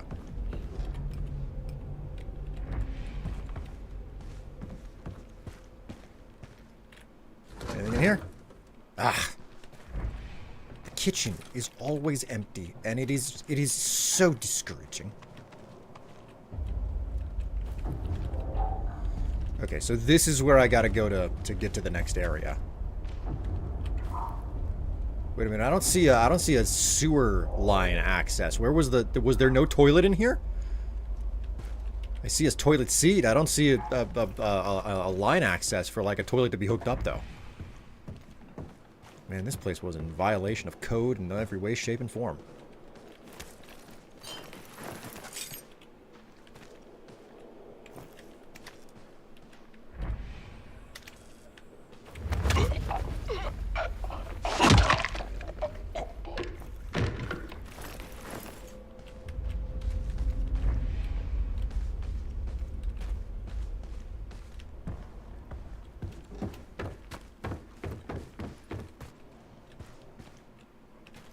There we go. Wait a minute. Huh? What? Was that it? You're telling me that there isn't like another level to this? I don't go further up or down into the apartment?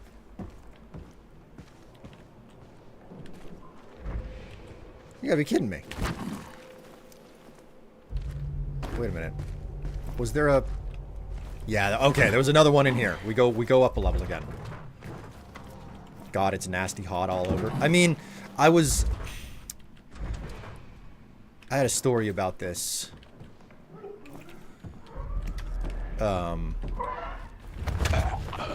Earlier. I had to do an extra coffee roast yesterday. Yesterday started off kind of okay. You know, it was like the mid to the high 80s, which for the middle of summer, just before a heat dome sets up, pretty nice. And we got some rain, and it was like, oh, it's kind of nice. Like, it's borderline not nice out right now.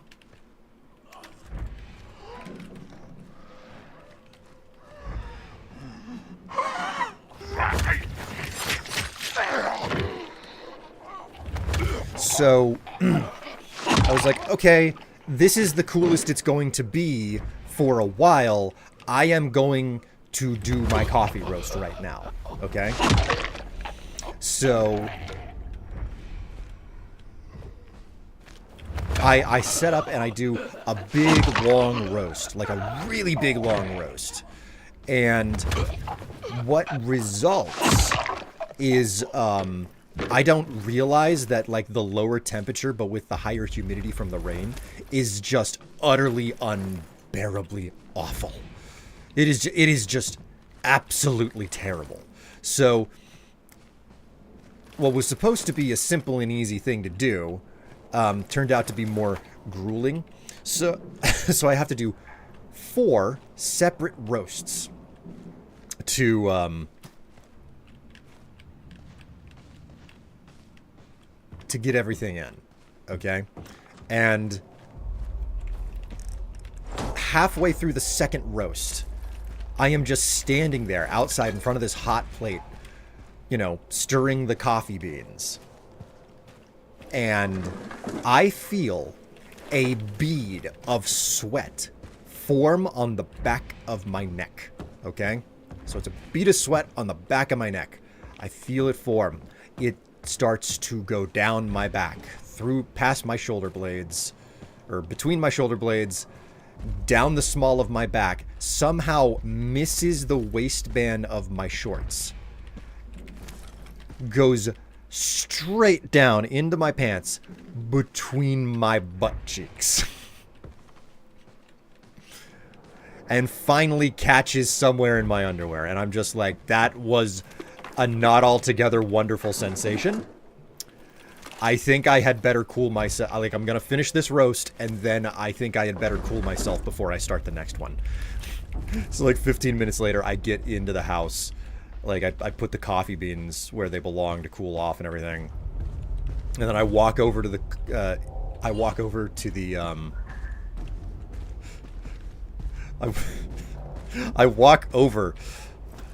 couch. I find the remote for the stand fan, turn it on full blast, strip down naked, and then just go face down, ass up with my butt cheeks facing the fan. Be like, please cool off. Oh my god.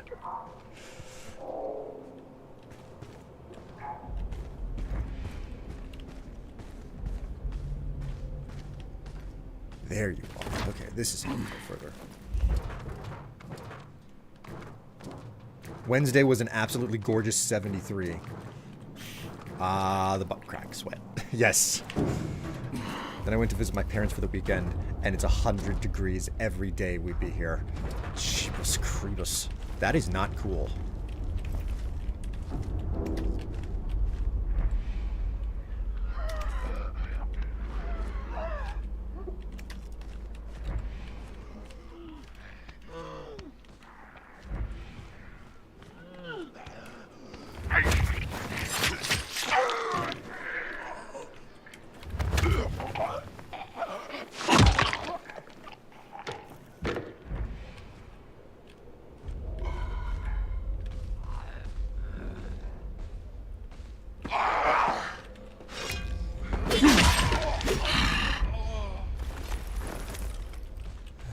That didn't wake all of the zombies up.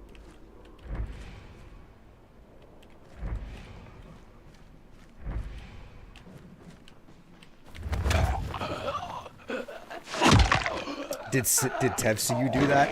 Having it be just one, having it just be 100 would be nicer than what it's currently like for me. I mean, Tev did not see me do it. I had to describe it to her. Because I don't know, she was like sleeping or like she was doing something on the computer. I don't remember what Tev was doing. But she was upstairs.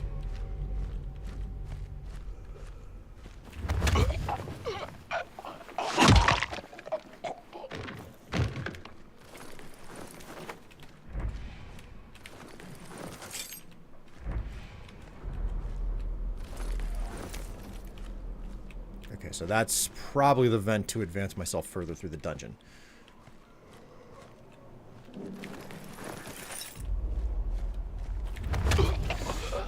I mean, I didn't have to deal with the heat at all while I was in the hospital for gallbladder, but I think I'd have rather been able to complain about heat than in that kind of pain.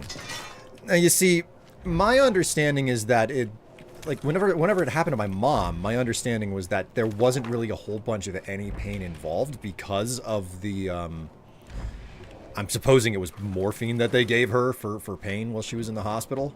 But then again, like, attitudes about opiates and everything have very much so changed since that was done. Since she went through that procedure. So...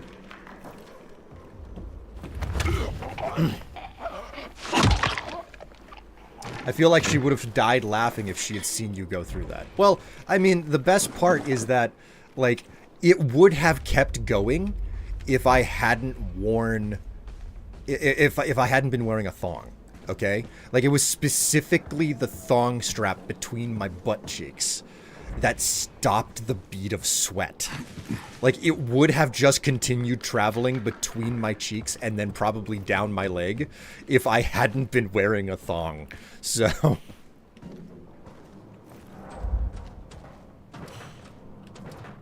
Okay, this is how I got in.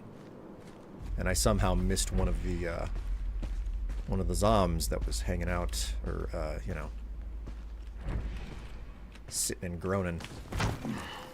Okay, and this just goes over here where I have already been.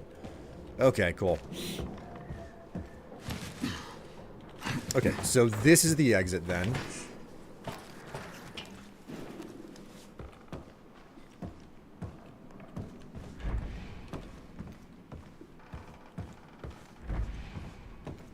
Nothing else up here. Okay, cool.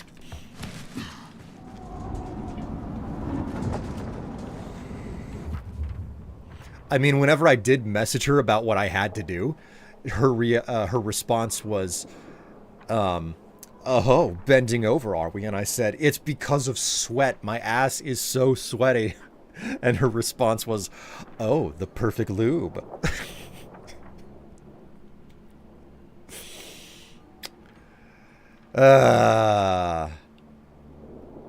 So that was a thing. That was a thing.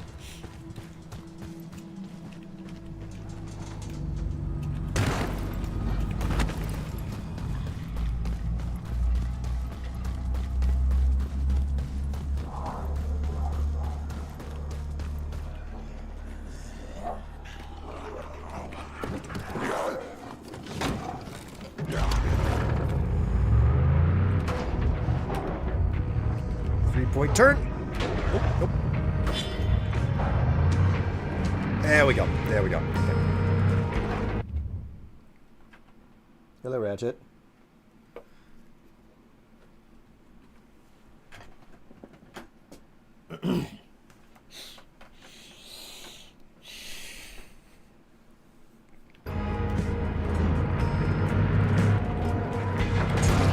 So, like, how did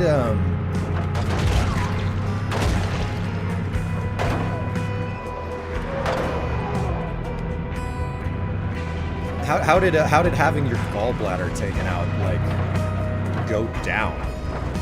Like, how long of a lead up to that was it? I can't fathom, you know.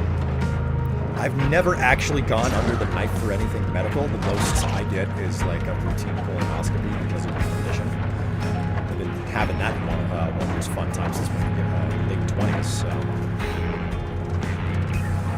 Nothing like having a camera up your butt, you know, once every 2 to 3 years.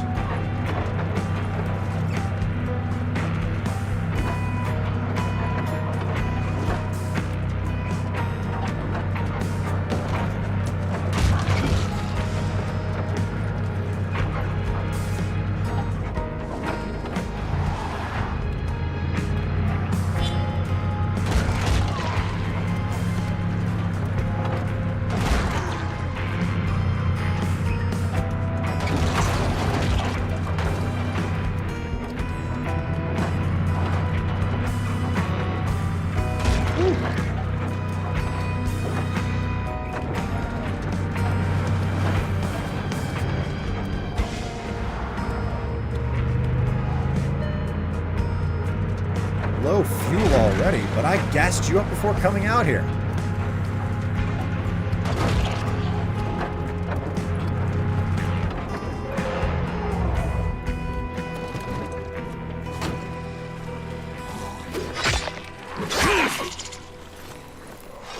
Probably gonna have to figure this place out again.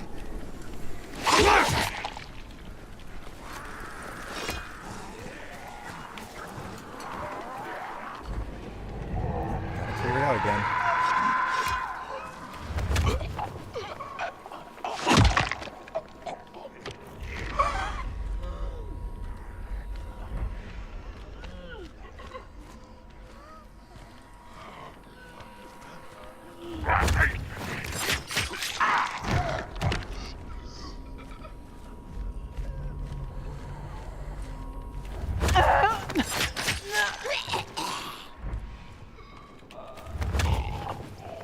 Very inefficient. Yeah.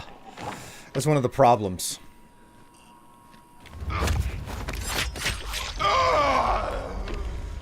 It's not like what I'm packing. Small but efficient, you know?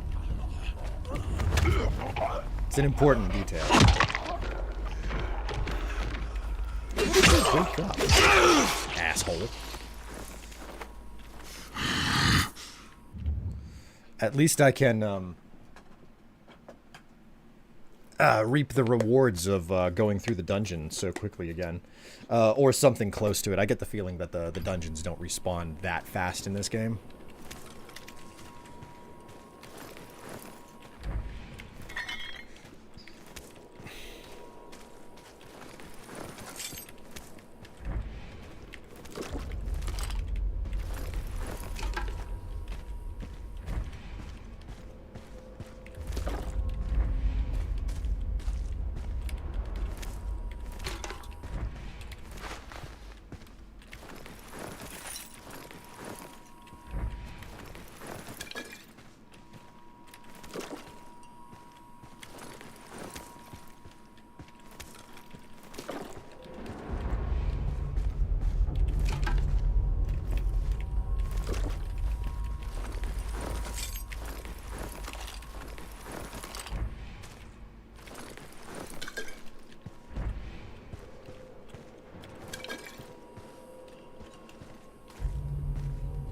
I can only fathom how much more difficult this game would be if you did like the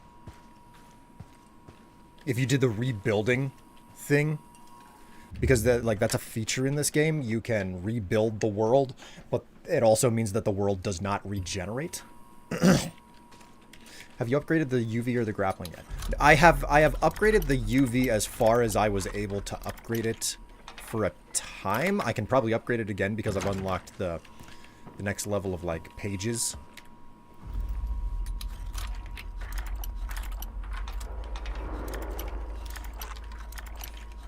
For God's sake.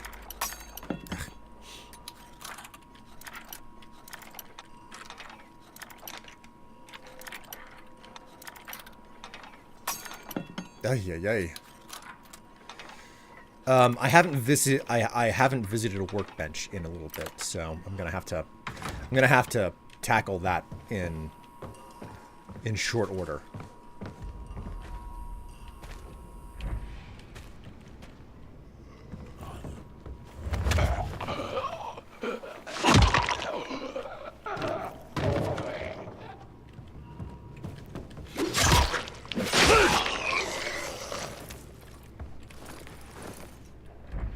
I'll get to it soon enough. On Thursday evening, after getting to my parents' house, I started experiencing some awful pain around my lower ribs. I thought it might be a rib slip, but when my dad used his super EMT brain to check me, he was concerned it might be a heart attack, so he went to the ER. Wow, so you just went to visit your parents, and the next thing you knew, they were like, "Oh, your gallbladder's got to come out." So they just did it. They just straight up did it. They were like, "Oh, we're going to check you in and get your gallbladder out right now." Like, no warning, no lead up, just all of a sudden, I'm in the hospital getting my gallbladder out. Wow, man. Freaking wow.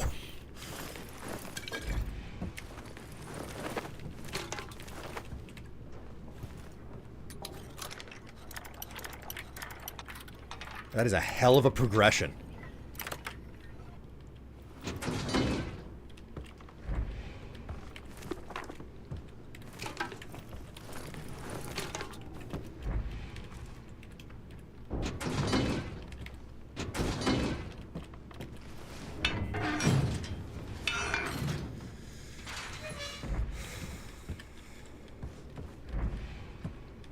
think I'm missing any of the valuables. Okay.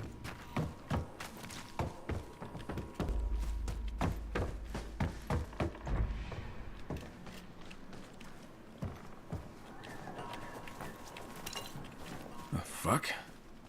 It was just here.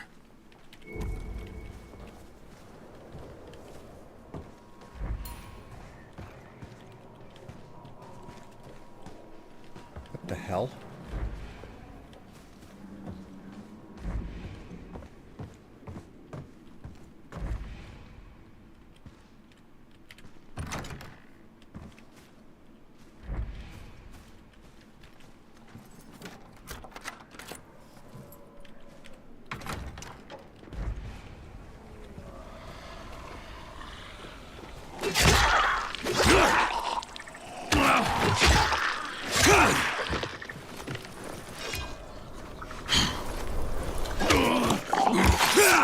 Here you go.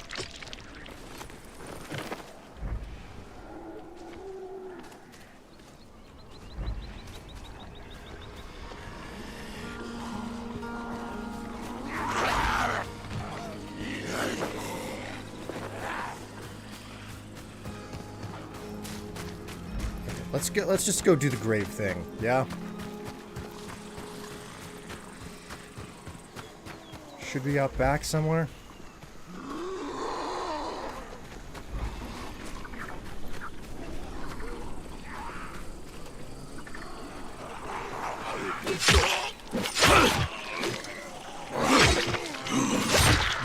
Alright, you know what?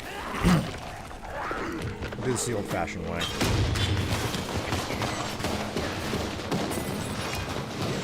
What the hell?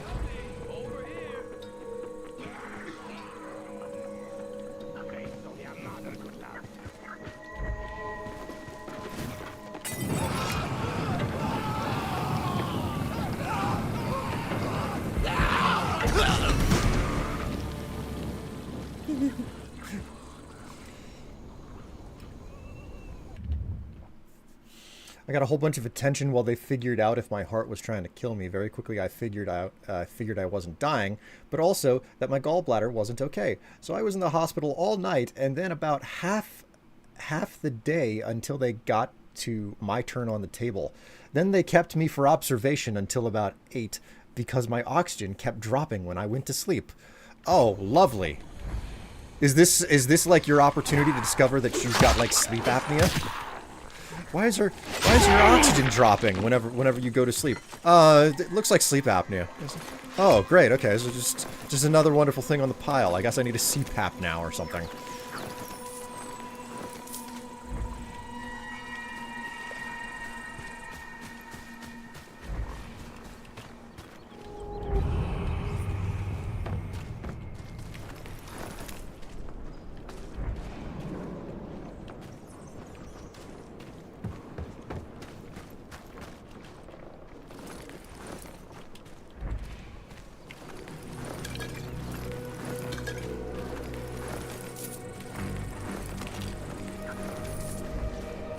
Like, it's one story to have, like, a medical condition where you know that something's wrong and it's, like, you don't have to take care of it immediately, but it's gonna have to be sorted out in you know, decent time. But it's a completely different one to suddenly end up in hospital just so rapidly, and it's just like, yeah, we gotta do something major to fix ya, you know?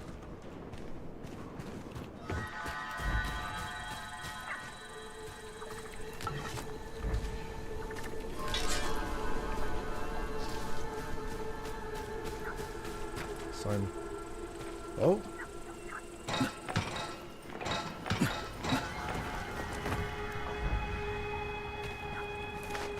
Sweet.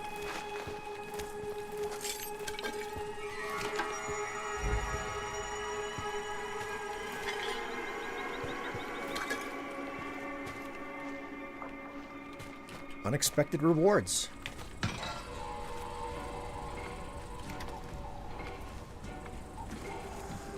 Yeah, CPAP's not necessary just yet, thankfully. Everything appeared to be working mostly fine until it just suddenly didn't. And isn't that the freaking... That's the case with half the medical problems you can have, too. Everything's working just fine right up until... oops. It's not working just fine anymore. Okay, so where the hell did they want me to...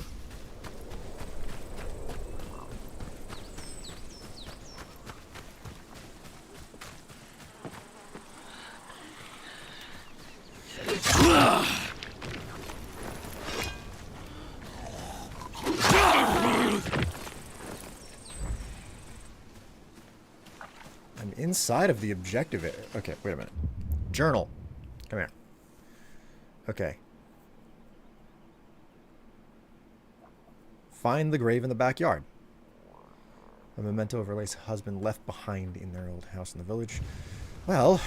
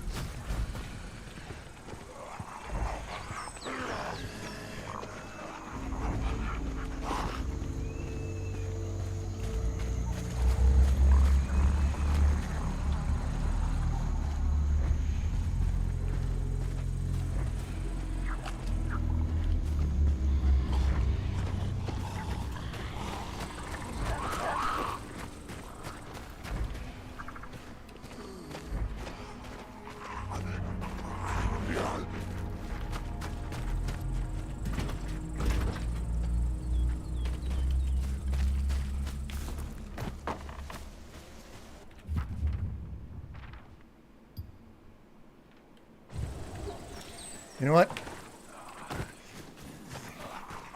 Let's detour. And let's unlock this tower over here.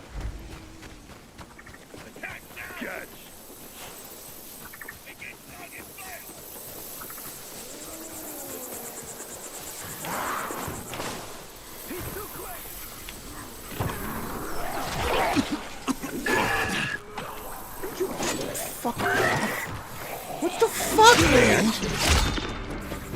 Goddamn prick.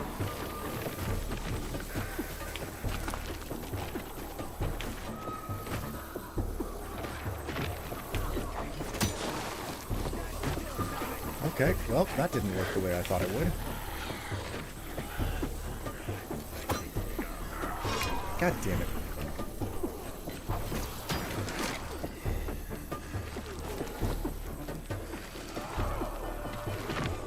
How is this supposed to work? Okay.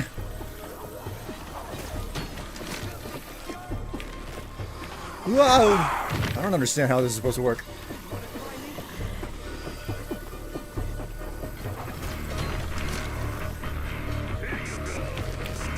Oh, for fuck's sake.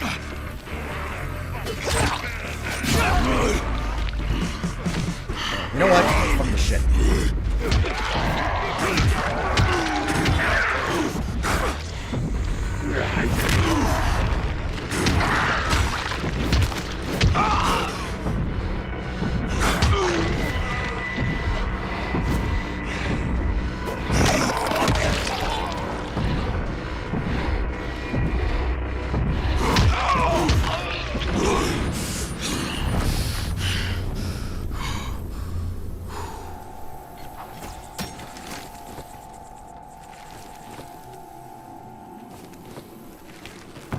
Ah, got it. Oh, there we go.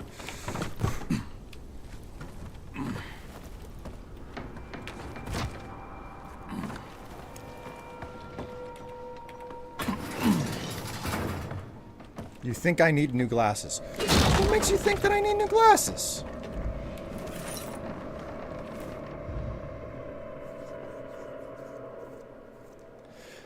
Treasure map A3. There's a grove at the edge of the old wheat field, and in that grove, there's some ruins. And those ruins, a well-hidden hatch that leads down to a basement. Looks like it was concealed and secured recently. Worth checking out. I think that's one that I already did. What do we have here? Firebolts. Letter to Gigi. Gigi, we bought some sketches. We bought some sketches from that petty thief, Smokey. They supposedly point to stashes of weapons and ammo, at least according to that schmuck. Even if it turns out there's nothing of value there, it was worth the trade. All we gave him was a couple of expired cans of stew, along with 2 torn sleeping bags that nobody was using anyway, because Jill and Jurgen died in them. Lovely. I'm dispatching Hansai over to you with one of these maps. Once you recover the stuff, send half of it back to us here at the mountain resort and the other half to the library. Gates. Huh. Okay. Where's the... There it is. Alright, activated all the safe zones. Go ahead and rest now.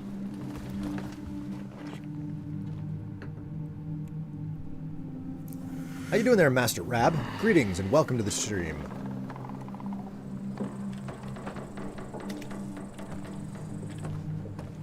Alright.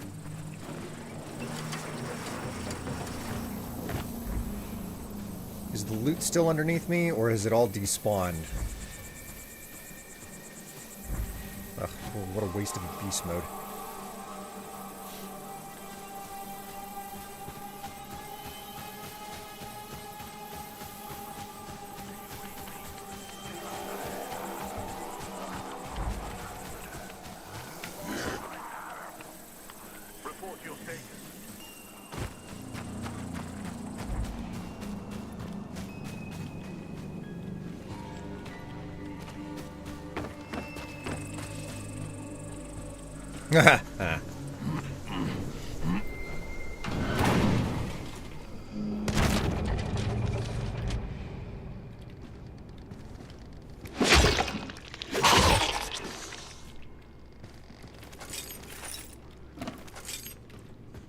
Not as well hidden as you think you are.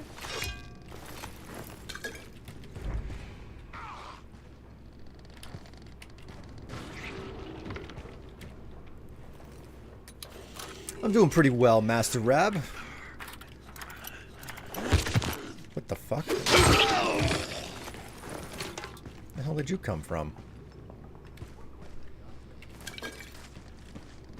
I'm doing pretty well. I'm wearing my my cute dino pajamas.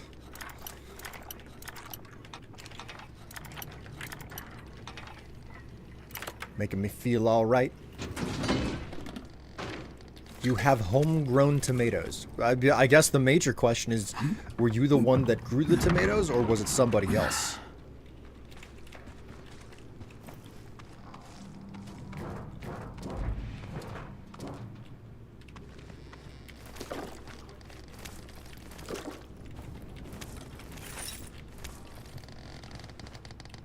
Ugh.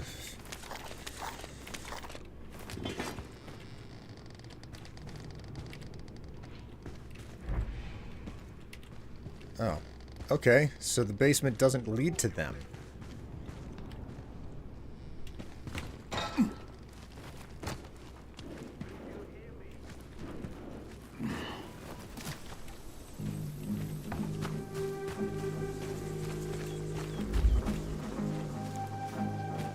Oh, here we go.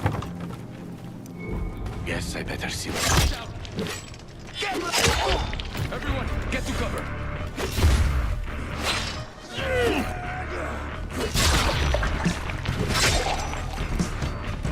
You're done.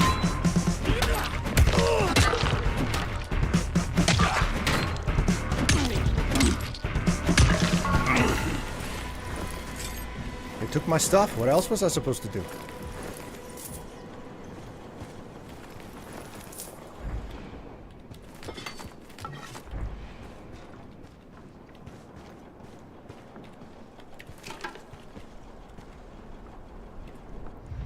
What's this?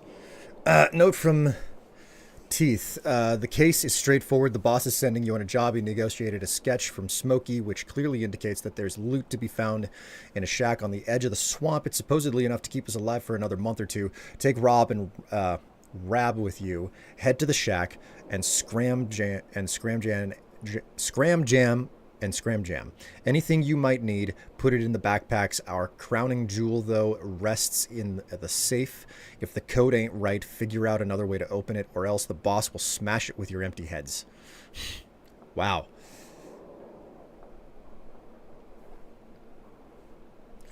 That's good. I'm sore. I climbed Ben Nevis on Saturday. It's the highest mountain in the UK. Wow. That's an impressive feat. That's good.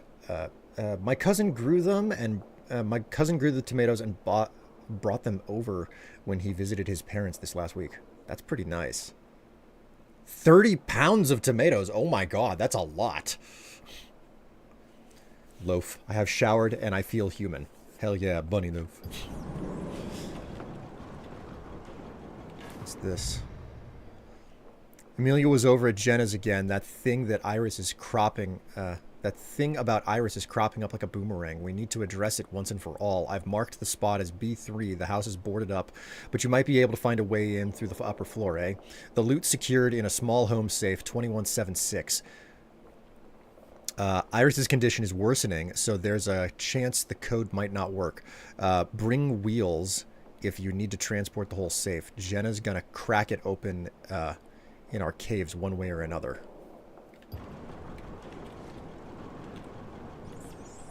So...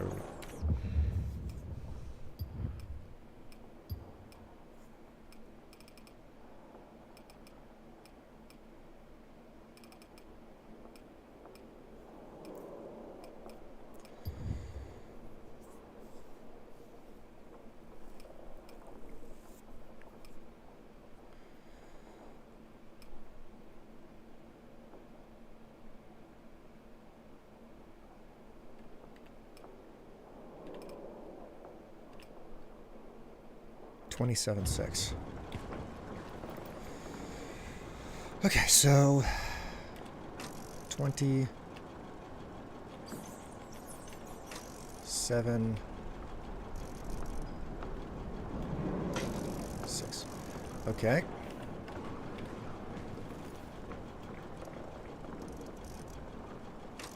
$20,000.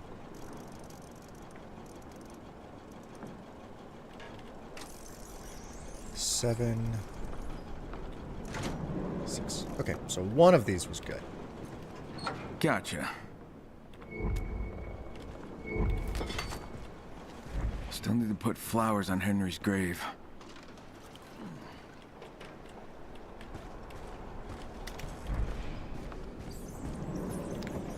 We have a shitload of freaking safes in here. What's this one say?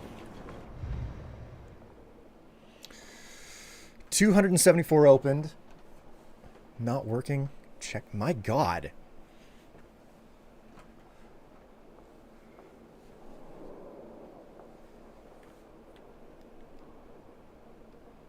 $71, $61, $45.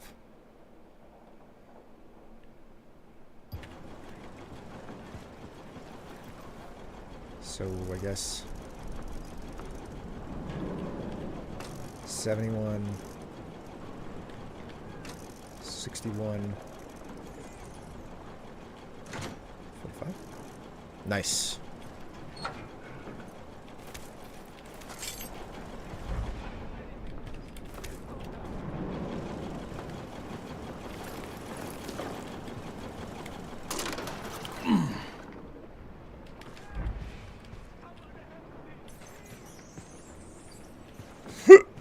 Oh, scusa.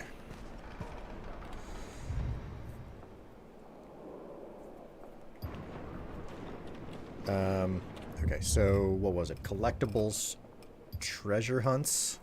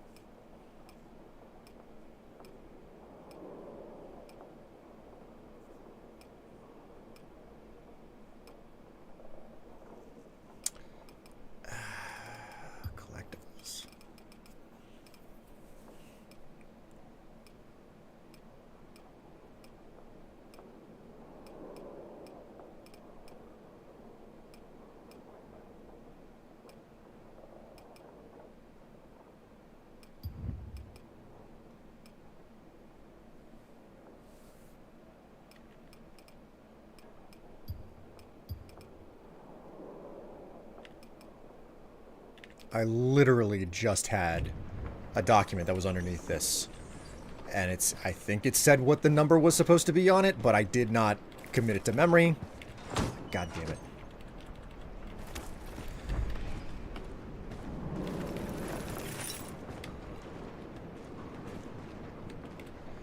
This doesn't say it, does it?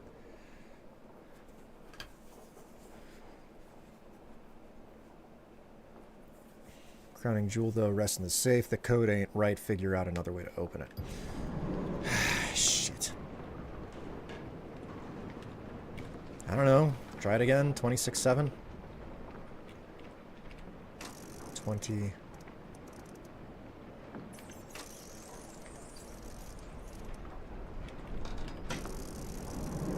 Nope. What did I miss?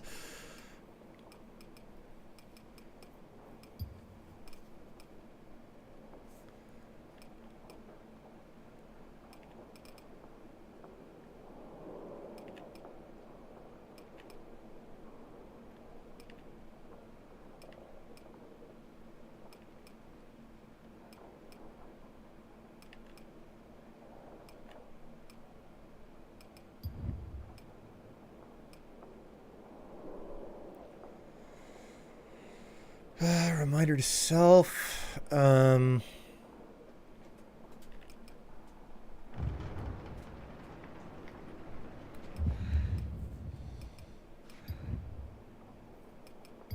objectives.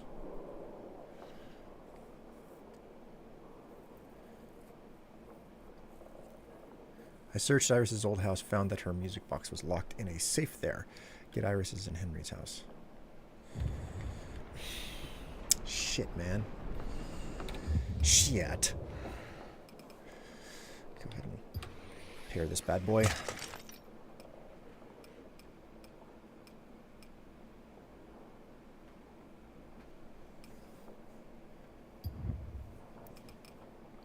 Man, I have so many supplies. Holy moly.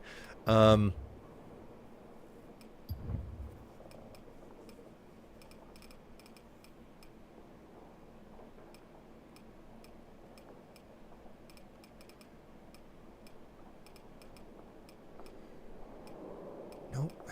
Treasure hunts. Shit, man. I think I just missed the opportunity to open this safe because I didn't read the note, and clearly the note is no longer in my inventory. So I'm fuck out of luck, which really sucks ass.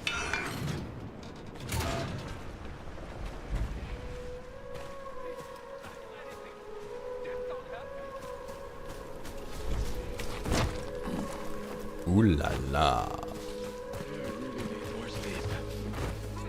Better go check that out.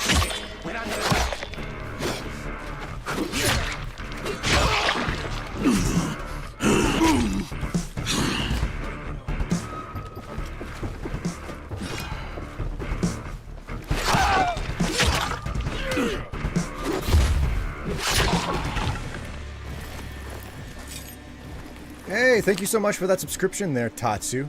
It's good to know that I'm worth both your time and your money. Great to have you along for the ride. Welcome to the stream and enjoy yourself while you're here, you know? All of that wondrous stuff.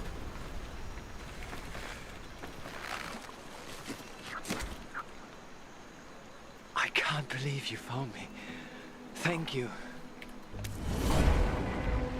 He gave me cookies as he gave me cookies as a reward. Oh, that's a good survivor. You want some cookies? Let's just scrap this thing. Scrap the really trashy weapons. I could rewind and see if I could find the code. I don't think that it's really ultimately gonna be worth it. Whatever it is, it's like, it's small, it's inconsequential. It was inside of a safe. It was probably just a valuable wrist bracelet or something. Something that I would just sell anyway.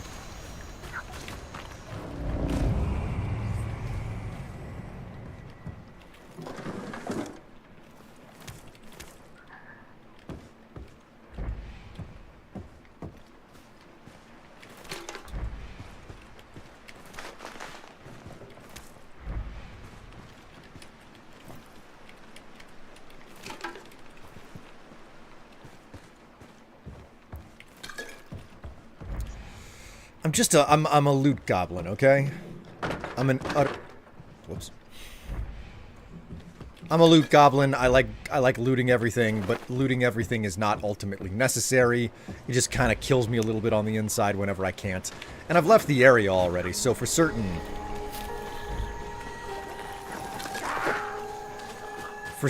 like, I'm, it's already too late, you know? It's already too late. Like, I've left it behind and all that stuff.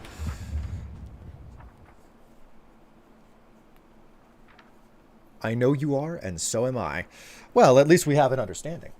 76 monthlies. Wow, that's over 76 years in sum. That is a long time.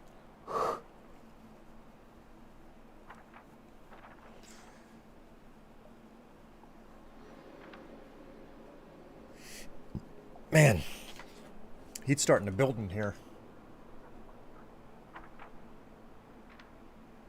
Yeah, I got sections of my ceiling that are reading 97 degrees. I'm on vacation this week, and we got a heat dome at the same time. So it's probably unlikely that I'll be able to get up into the attic to do anything. But one thing I am determined to do this week is take everything out of the closet where the attic access is. And...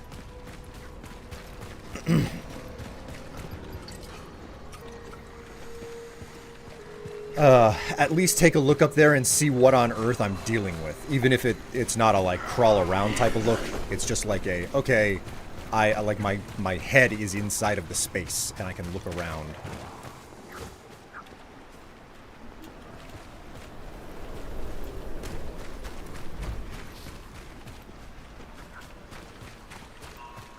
Okay, so first things first, remove that marker.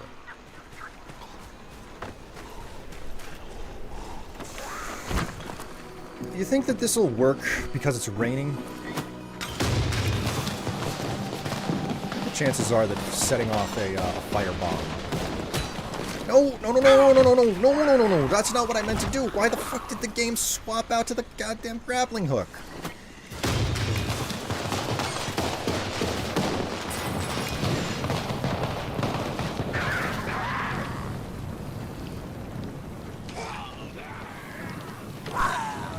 Gets a lot less effective because it's raining.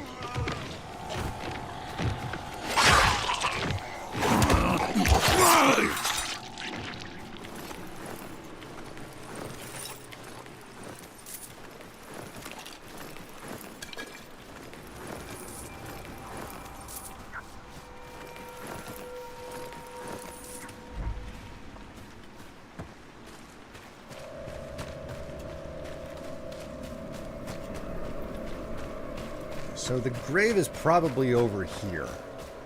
That's what this always smacked of. No? Nothing? Find the grave in the backyard. I'm in the backyard and I am looking and I don't see no grave.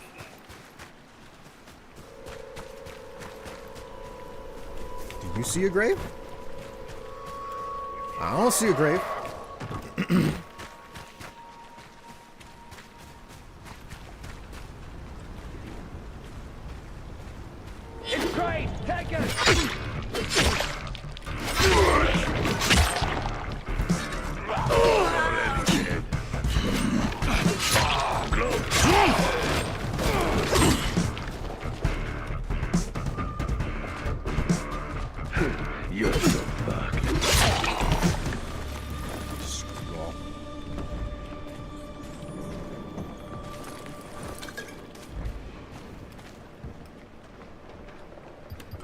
Alright, just to administer some energy drink to those bleeding wounds I have. And I'm good as new. I am good as new.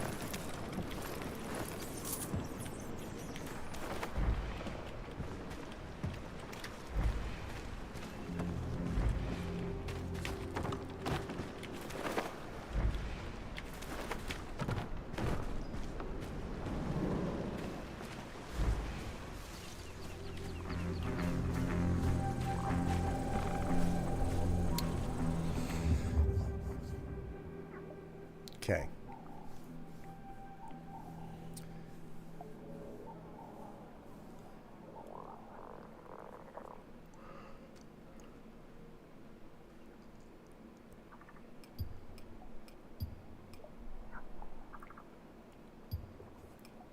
Find Iris's husband's grave in the backyard. I mean, okay, this officially makes me outside of the objective area.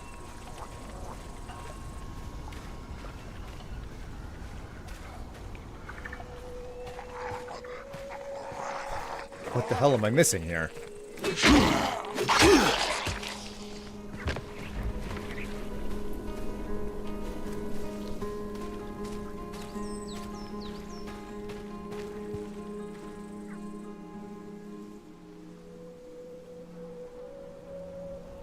I think the tree should be in the top right part of the area if you're facing the store in the fence line.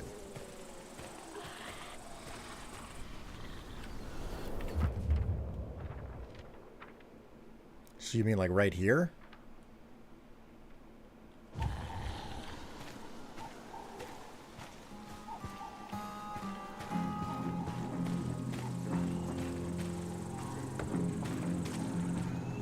Opposite. Okay, so opposite side.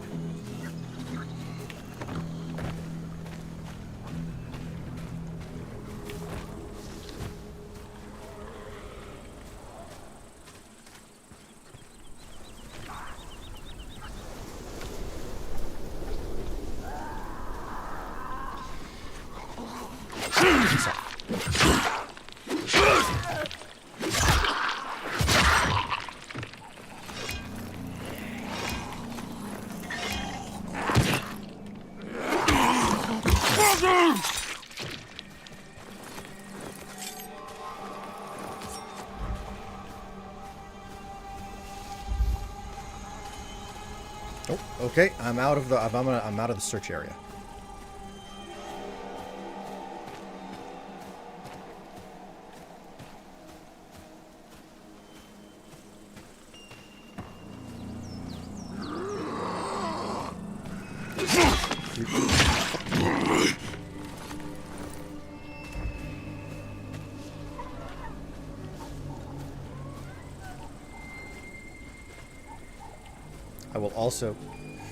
I will also say that I had trouble finding the tree first time too.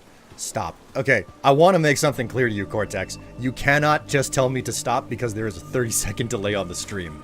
I do not know where I was whenever you say stop. So...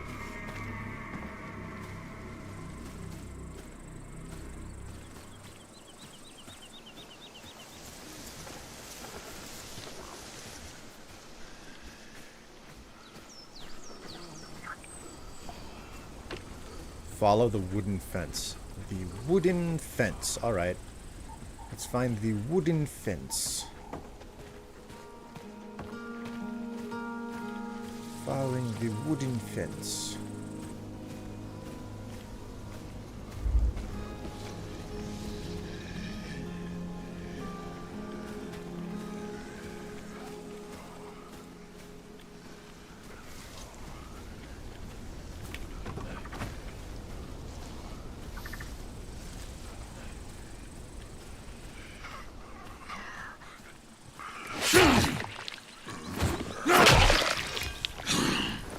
By the red bush. You mean this one right here?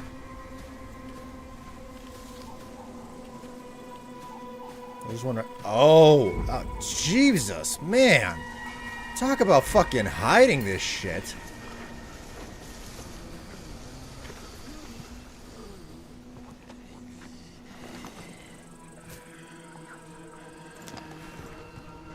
Henry, you were a lucky man to have Iris.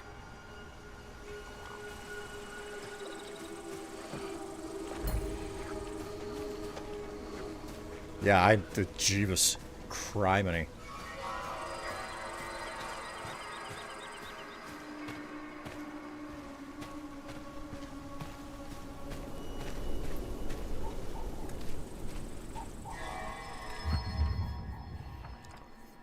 That is a terrible, terrible thing.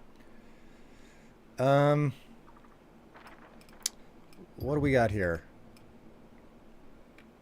We're out and about. We may as well pick up do another quest while we're out here.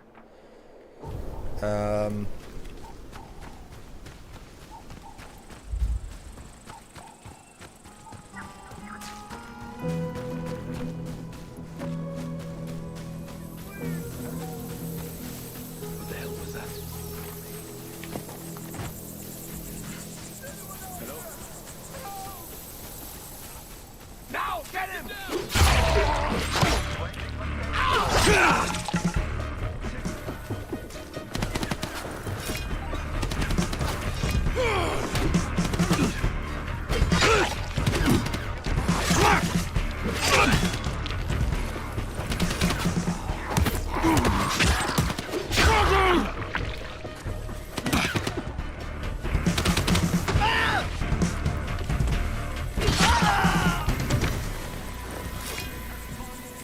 Go ahead and just dismantle one of these junk weapons.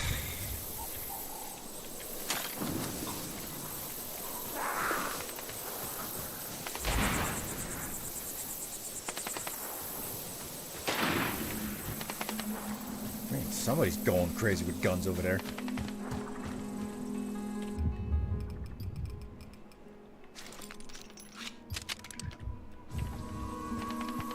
All right. Standard first aid. Shitloads of Gatorade.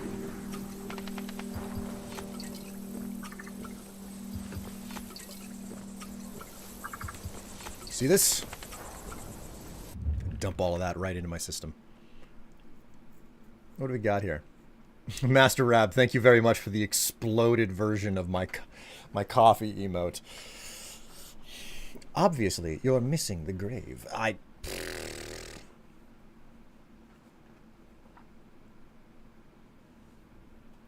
That smarmy comments like that will get you nowhere. You hear me? Nowhere. I need to adjust you guys so you're like actually looking at me and not past me. Energy drinks help to replenish lost blood.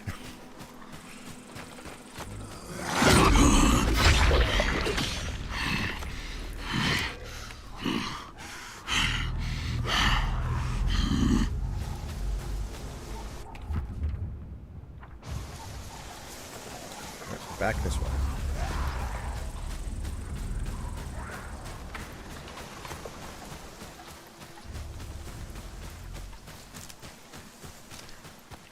And this is that house Starchild told me about.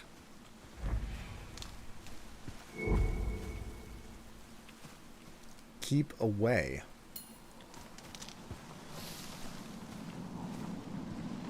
This place seems familiar. I think I found it previously. Unless... Yeah, I've been out here.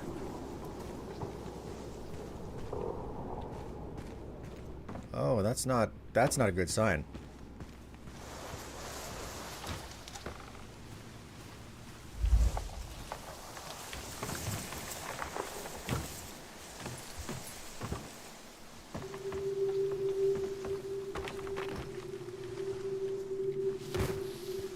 This house has got a very dilapidated but also creepy vibe going with it.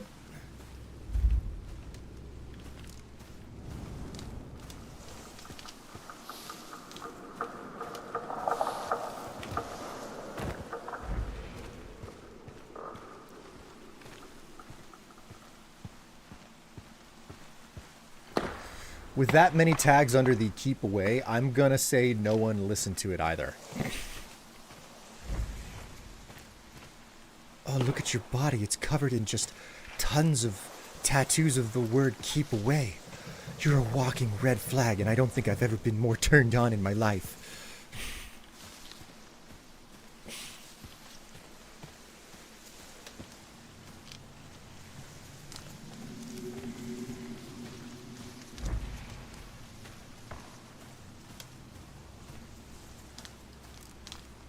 Joke's on them. I can't read. In the apocalypse, yeah, reading might be one of those things that's not as readily common as it once was.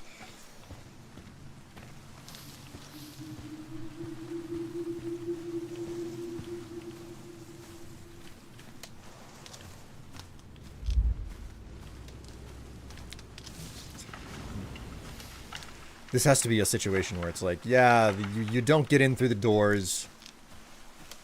You find like a hatch or something nearby, and you open that up, and that's what leads to the interior. Because I'm not seeing dick. Like, oh wait, there's a hole in the roof. I mean, it's a lot. That was a lot more obvious of a outcome than I expected. I know what you fear. What you fear.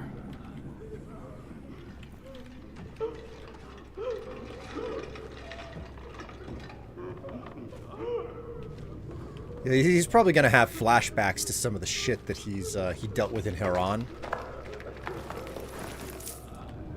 Because Haran definitely messed with him. He was having nightmares about what happened with Jade.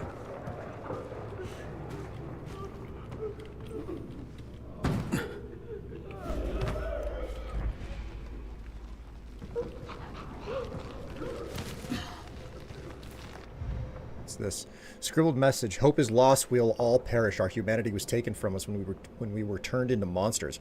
We came down here to die on our own terms. We were human once, so remember us.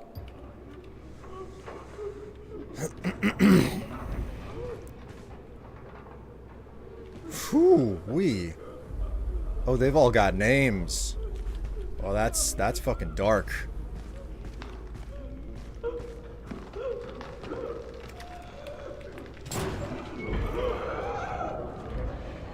What is this?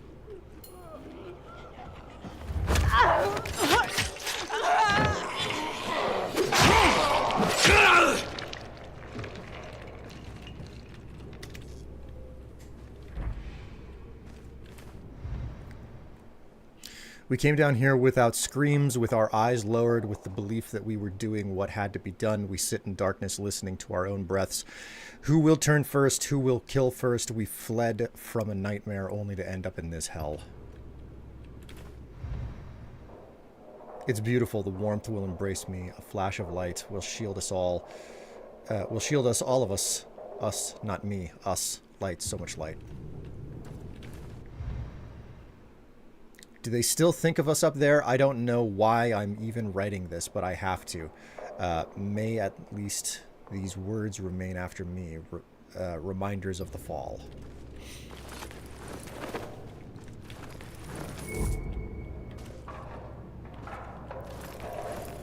Starchild, I got the gallbladder. About what was in there, I had to kill them. You gave them peace. I think of them every day. It was a nightmare. We had no choice. We're all victims of that monster. Fucking Baron. And I'm off to get the bark. Was the thing in the chest called the Hurtin' Stick? Hockey stick. Hockey stick, not Hurtin' Stick. What else do we have down here? May as well read all the notes, right? People are afraid to sleep. None of us know who will turn next, who will drag outside next. We lost all track of time. We don't know if it's day or night. We've started hearing strange sounds. Then again, why should that even be a surprise? Who wouldn't go mad coming down here to meet their own death?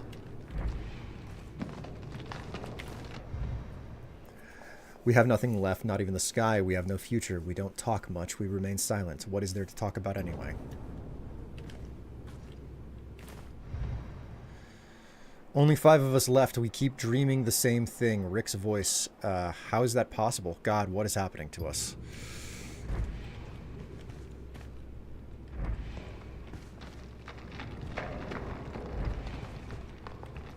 There you go. In the end, Evelyn Stewart was the first to turn. She began to breathe heavily. Then she developed a high fever. And then we all know what comes then. We live in fear, crippling fear.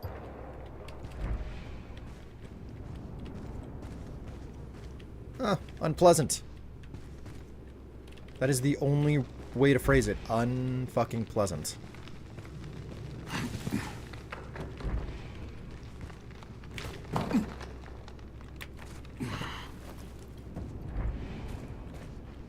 Holy.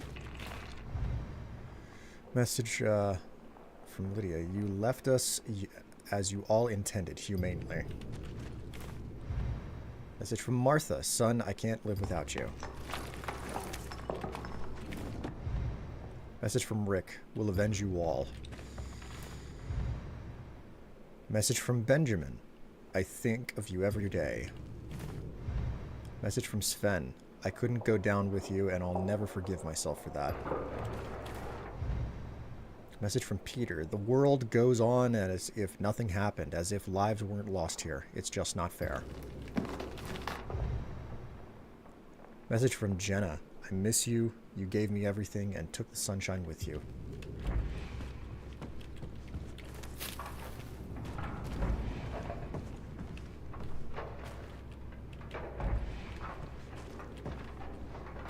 How unpleasantly macabre.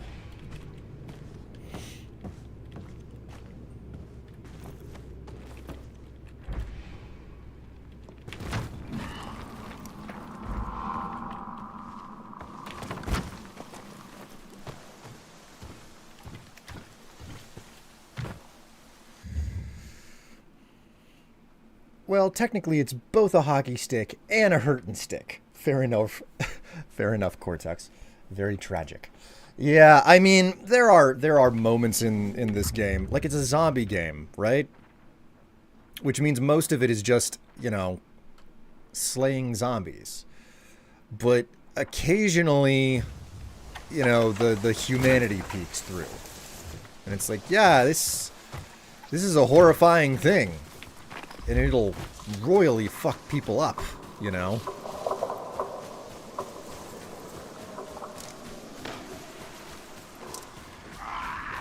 What the hell?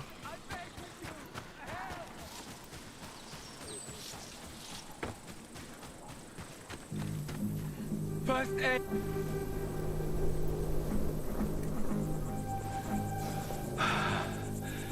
I thought I was going to die alone. Thank you. Woohoo. Getting real close to another level.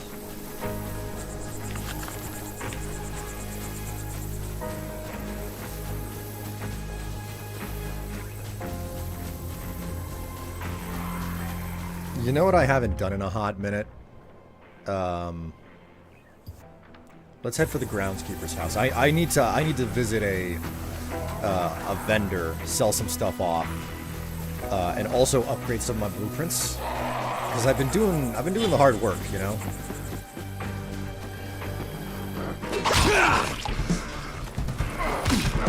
What the? How come there's so many of you all of a sudden?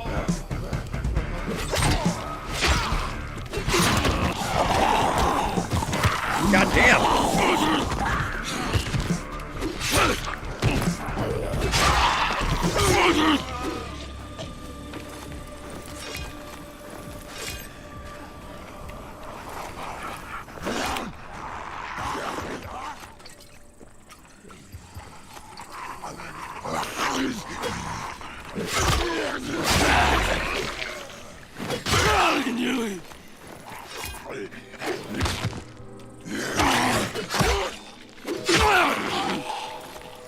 Man.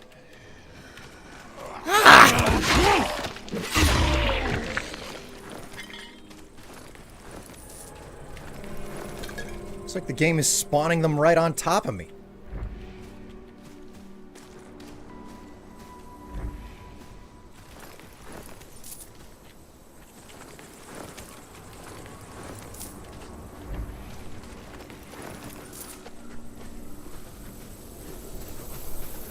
Hey, hey.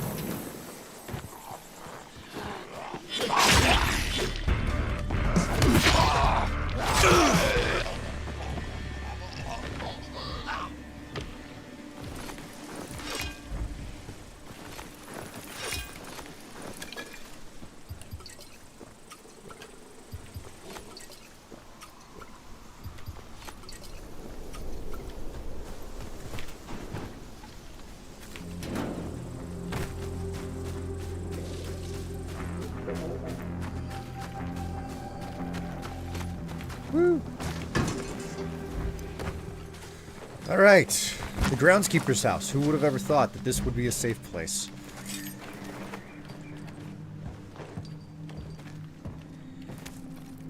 Time to shower finally long enough after surgery. Good luck. Shower safely. Part of me would be like scared shitless of showering after surgery.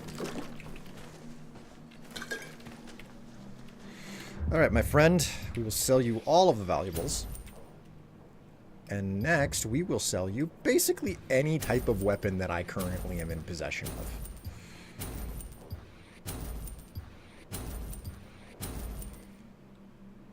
If it does less than 400 and it is not a one-handed weapon, then it gets sold, which means I sell everything. And then we'd be certain to purchase everything else that she's carrying that is of meaningful quality. There we go. Alrighty. We can improve our throwing knife blueprint. Got a bunch of extra expert manual pages. Okay, so we can improve the grappling hook. I wonder if this outbreak is like the green flu from Left 4 Dead. Everyone is infected, but the survivors spread the infections as they roam. You know, that makes a lot of sense that it would work that way, too. Okay, so those are upgraded as far as they can. The next thing we want to upgrade is this bad boy, the exploding knife.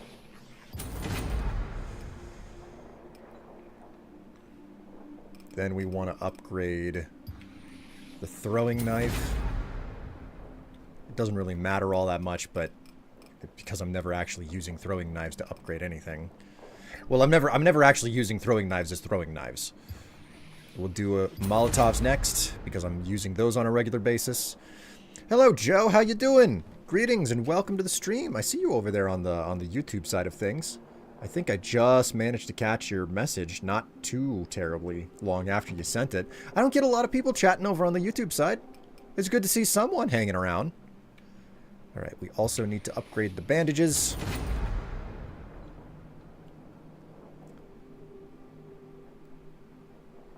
Even if I'm nervous, I feel more icky since it's been too long since I gotten clean, which is legit. That's something I understand quite well. I don't think there's much of anything else to upgrade. Like, I'll do the regen booster, but not necessarily because I need it. And at this point, I don't think that there's anything else for me to actually upgrade that I really fundamentally need upgraded. Well, I could upgrade this. I can totally upgrade this because this is the current weapon that I'm using, and upgrading the blueprint is fantastic for that. So, man, look at that. 543 base before I even mod that thing out. We're also going to upgrade this one because I really like one-handed weapons. So that's 450 damage for a one-hander. Not too bad. Not too bad at all.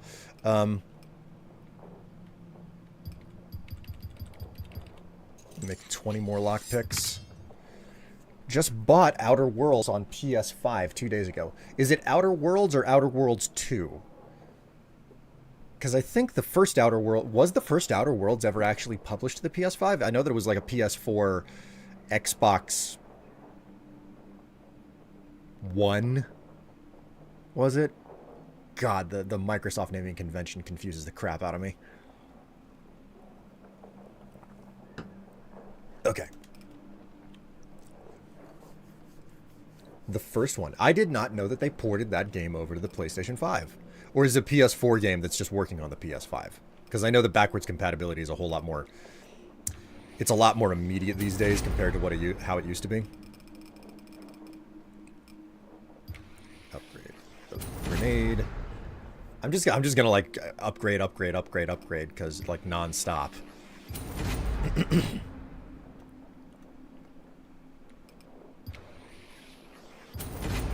PS4 working on PS5. Okay, that makes a lot of sense. That makes a lot more sense. Okay, we have one left that we can do. You know, we never upgraded the normal mine, so we'll do that one. I'm fast running out of pages.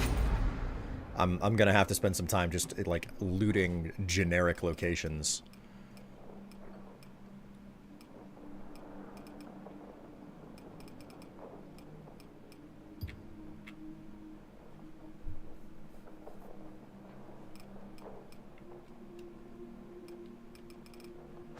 Okay, so we've done just an absolute buttload of stuff there.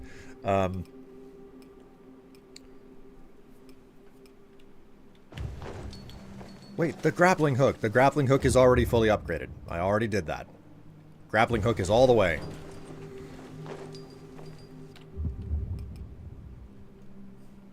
Okay, with the hook equipped, hold to use it, press to pull. Okay, well. I know it's not really your thing anymore, but I'm very slightly upset I'll never get to see you play Outer Worlds and collect everything. I mean...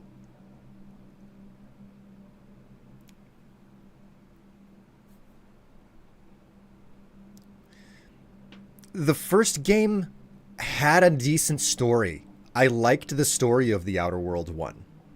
Did you like the Outer Worlds one? Yes, I did. I did, actually, Joe. If you check my main channel, my William Strife channel, I did do a review of it.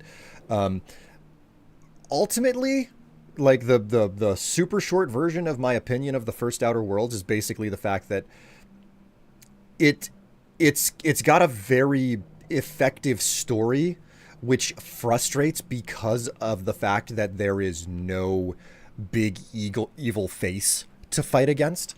But unfortunately, like, it's representative of a lot of the problems that we face in our world today, which is that, yeah, the big problems that we have are not the product of one person trying to mess everybody's lives up. It's of a large problem that affects everyone, that is the result of the actions of many people.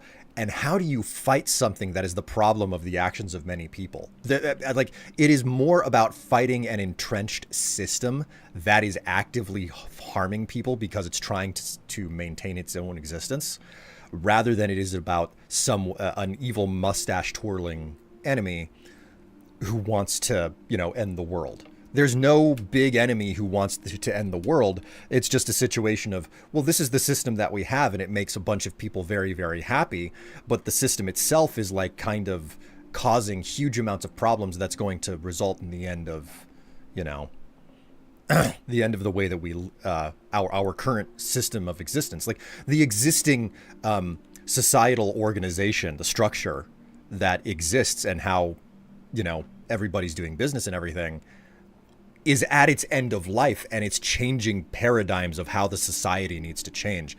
That is a very existential thing that does not feel pleasant to face because it is not a simple threat. That is a insidious type of threat that also requires that everybody involved change their lives, and nobody likes that. It's a mirror story to global warming, you know? And climate change. That's what the Outer Worlds 1 is. It's the fact that it's like, yeah, you've got to you've got to figure out how to change the very existence of how the way that people live, you know? So and nobody's really all that comfortable, you know, dealing with global warming, even though we are actively dealing with the effects of it more and more every single day. So, you know, that's the way that it is.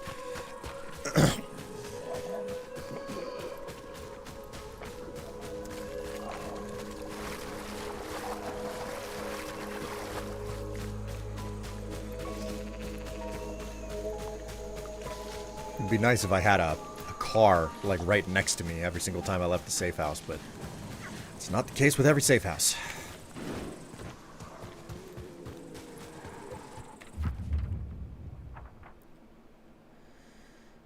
I gotta... Okay, so if I just follow this road, I should be fine. I gotta give the main quest a bit of a wide berth. I don't want to like activate it accidentally there. I want to be doing this other side quest over here, which takes me back to the monument. Oh, happy day, back to the monument.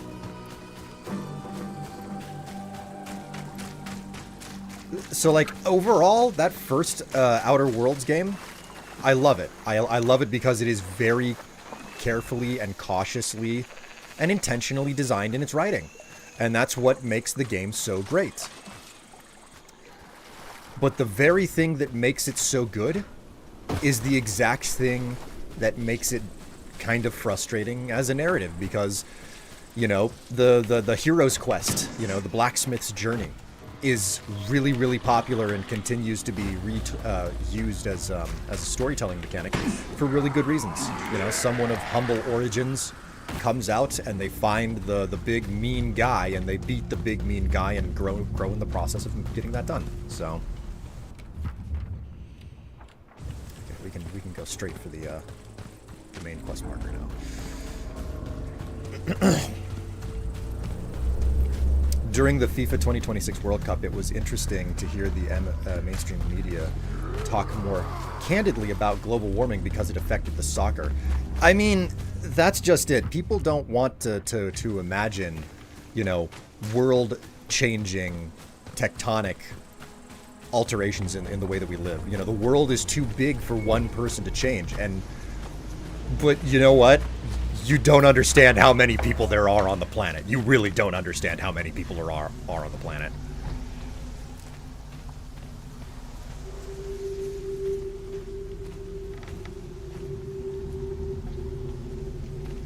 Find the Tree of Madness.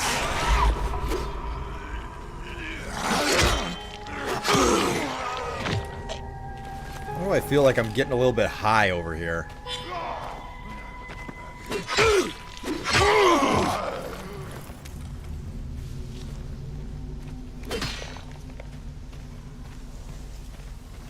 Olivia, I came across another settlement hiding up in the mountains. They were experimented on, like me. So they're no fans of the Baron either. Are they willing to help? Maybe. I don't know. Their leader doesn't seem to like me. Someone as charming as you. That's hard to believe. Funny. I'm gonna do him a solid and see if that makes a difference. I'll keep you posted.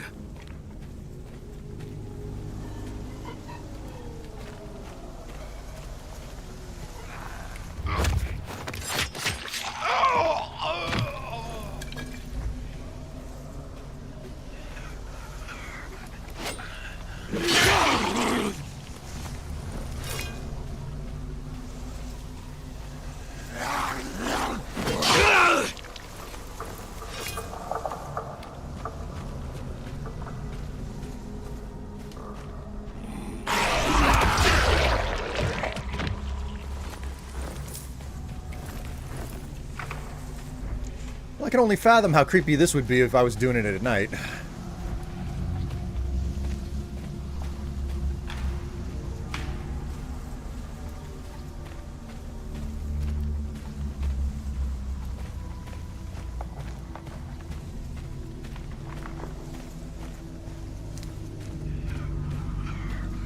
So many years lost.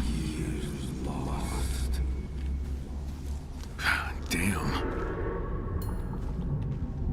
This would be the tree.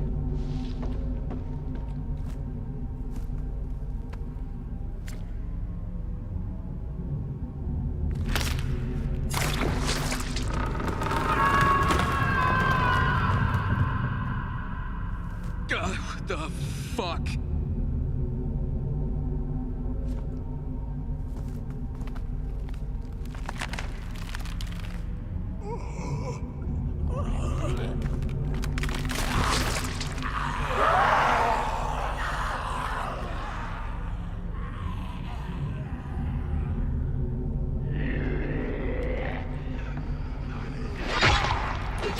The only thing more freaky than normal zombies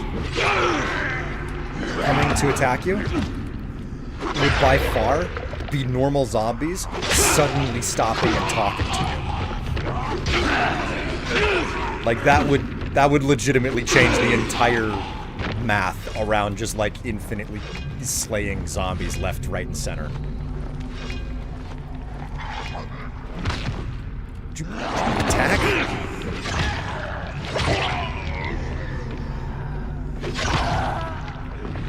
I think they may be infinite right here.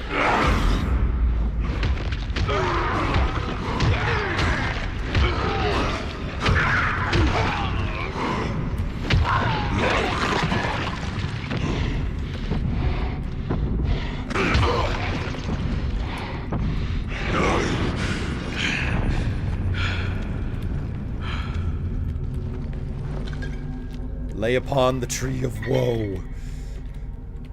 Yeah. I understand. The tree of woe.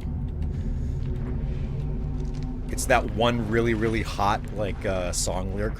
Whoa, whoa, whoa, whoa.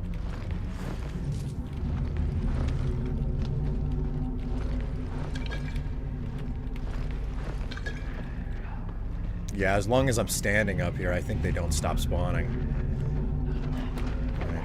Catch you guys later.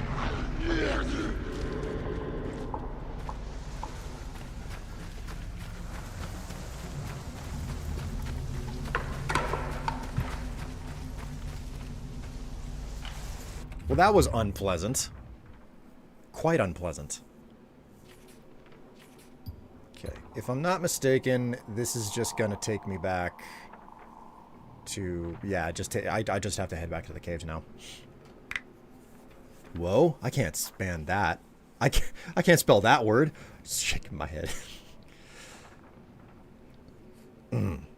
So somewhat within the realm of the subject, I also learned that the current system of prisons is willfully and negligently breaking the law by having inmates do any form of labor for profit. There is an enormous aspect of America's system of, okay, I could just run straight through the forest. What's this? Why can't I pick it up? Yeah, got it. Stone sigil. Curse. A peculiar weathered stone adorned with crude ancient markings. The symbols seem to be to intertwine, evoking a sense of binding or entrapment. This epic relic feels as though it once played a role in casting or invoking powerful curses. Wait a minute. Modify? No. Okay.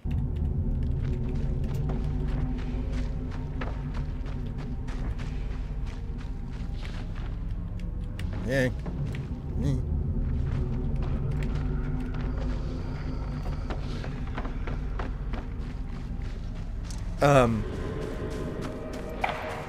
America has a very serious problem with forced labor.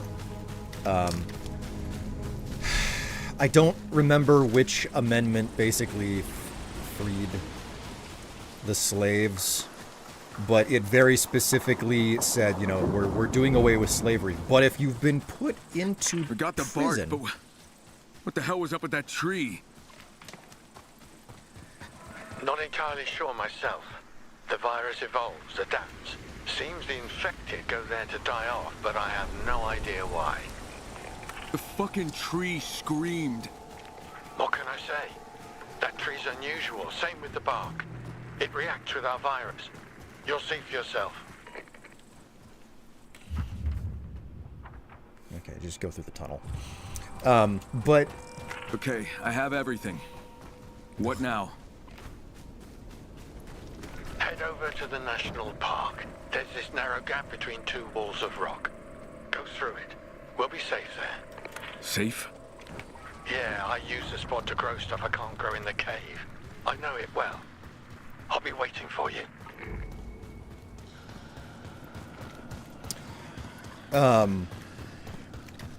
When the amendment that was passed to basically end slavery happened, they specifically carved it out to say that if people were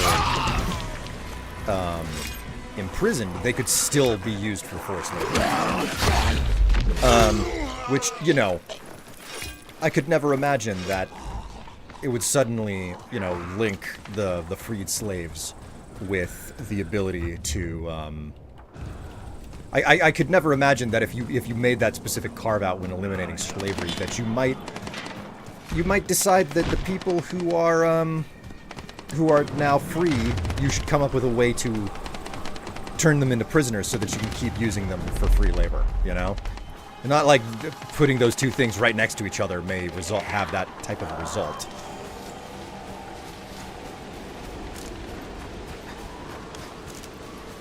Did that tree just bleed and scream? Is that the Gildergleam? Maybe. I don't know.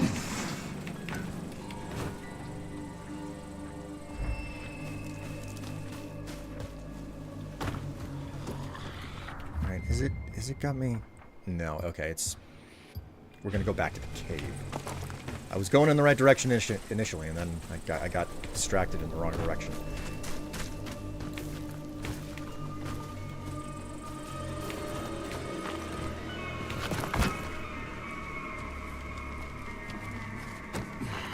Do you remember James Earl Jones on Conan the Barbarian? So good. You know, I've never actually sat down and watched Conan the Barbarian. I've seen bits and pieces over the years, but I've never actually sat down and watched it from start to finish.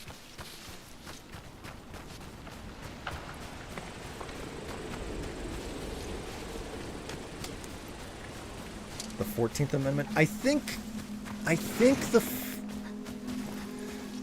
can't remember which one it is. You know, the 14th Amendment was either the one that freed that ended slavery in America, or the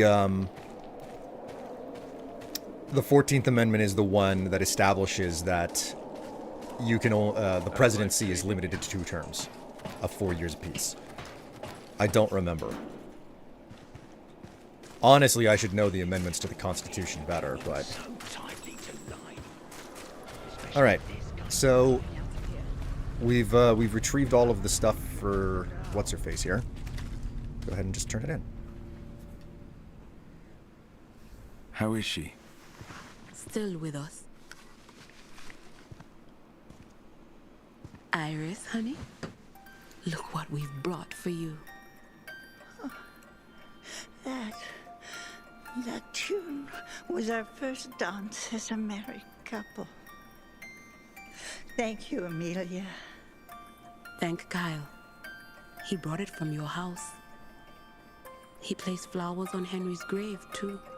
Oh, under the tree. It was like family to us. Kyle, come here, sweetie.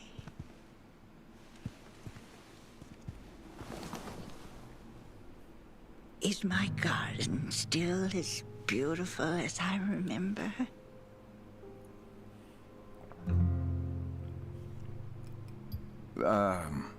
Yes, Iris. It looks exactly as you remember. And the porch swing, is it still there? Absolutely. You're a good man, Kyle. But a terrible liar. Oh, but at least you did it out of kindness.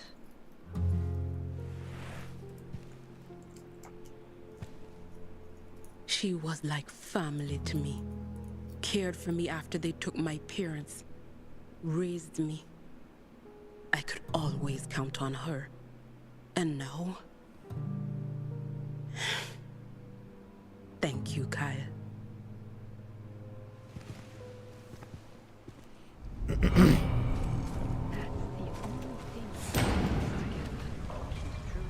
Oh, okay, so they gave me some more pages. That's good. Let's go find the trigger. Level up. Oh, hell yeah, bitches. 3 more fucking skill points. Shit, man. Do I want...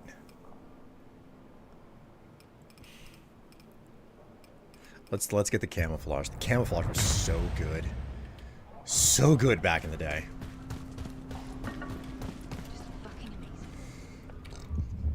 Okay, let's go ahead and sell... Oh, yeah, we don't have anything to sell. Okay. Do you have any, like, good valuables? You do. You have a decent number of good valuables.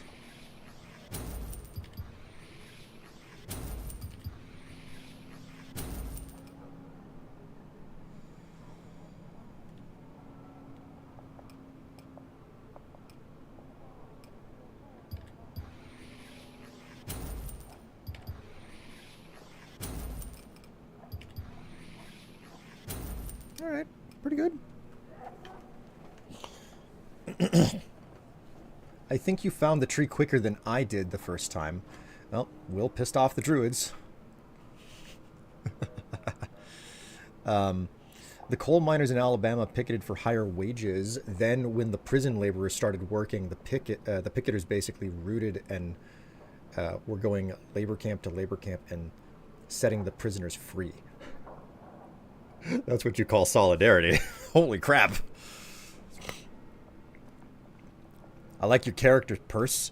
If you're talking about this character on screen, this is not my character. This is just the traitor.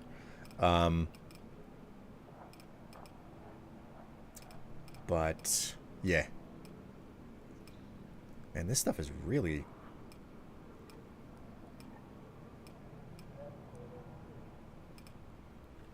You know what? We'll buy up all of the gear. Why not?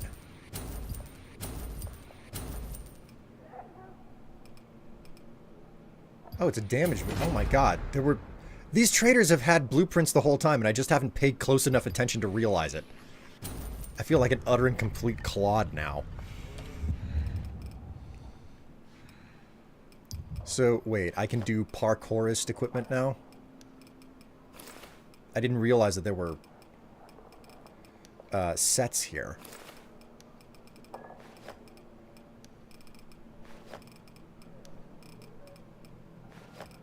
That's not a half bad outfit.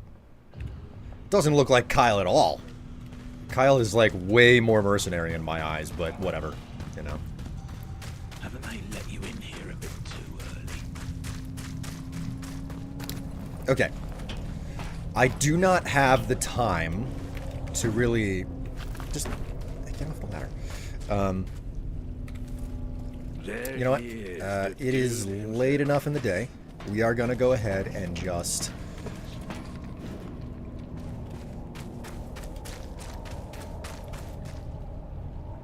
I've been going for about 3.5 hours. I do need to stop soon.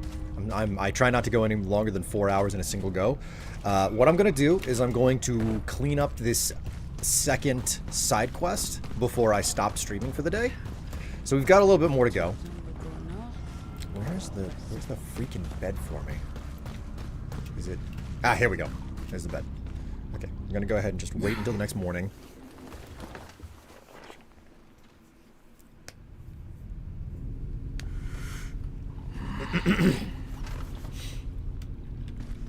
Okay. May as well check this to be certain that I haven't, like, missed something. Wait a minute. Am I actually out of throwing knives? No, I'm not out of throwing knives. Okay. I've still got some. Not many, but some. I do not, however, have any of the level of throwing knife that I can craft. So that's a thing.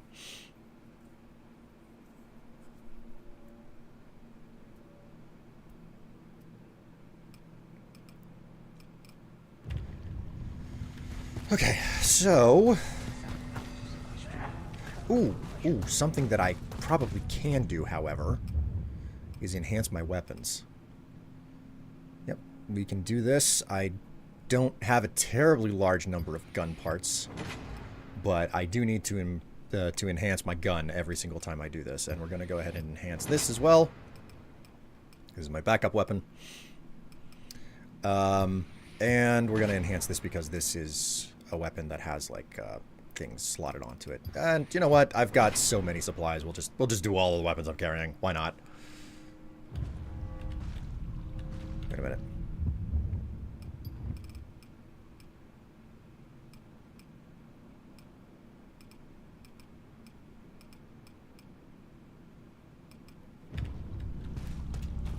Wait a minute.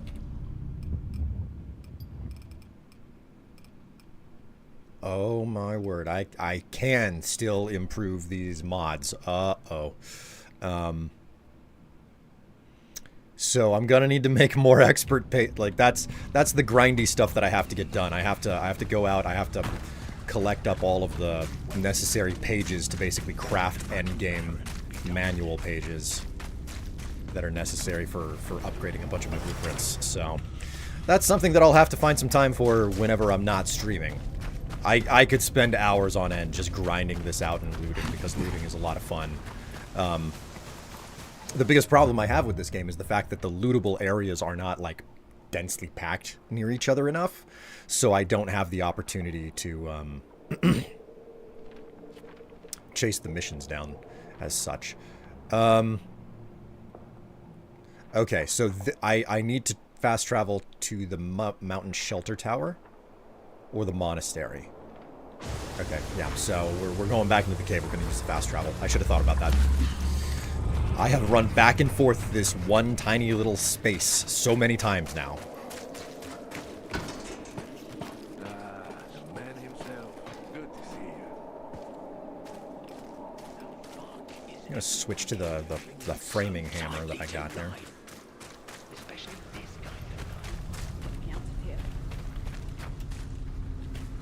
Nope. I gotta go up. You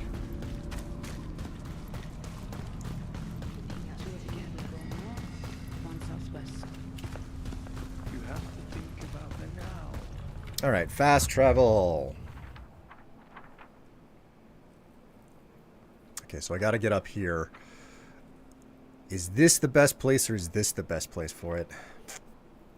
I think the monastery might be the better option, so we'll go ahead and do it that way.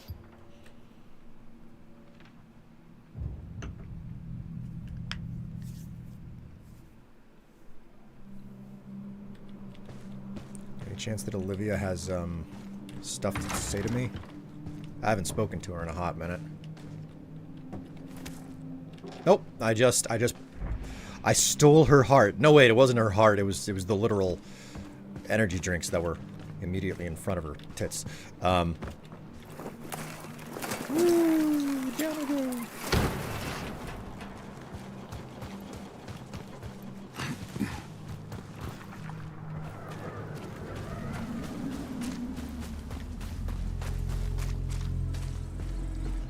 Okay, that door is board shut.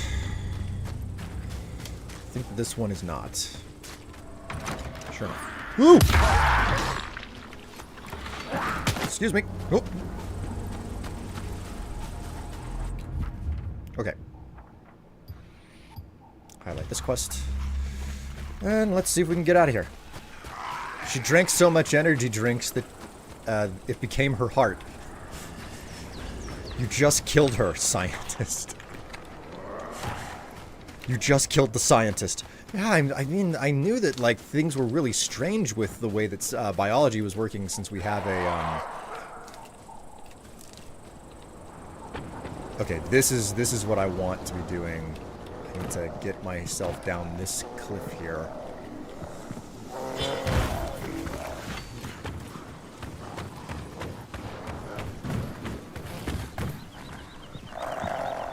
Okay, well, some sort of a brute. We won't bother with that.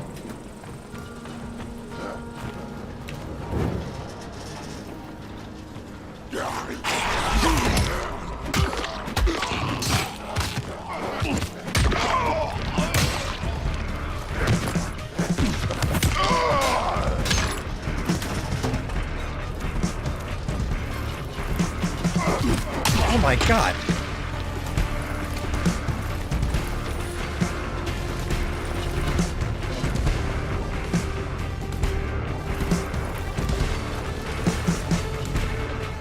Oh, the clunker dude is right over here.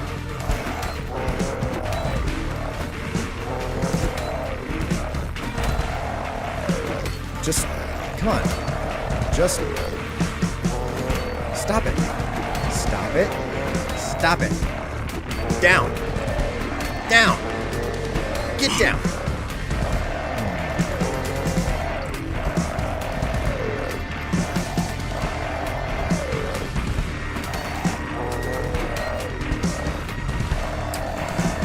I didn't want to have to do this, but you leave me no choice.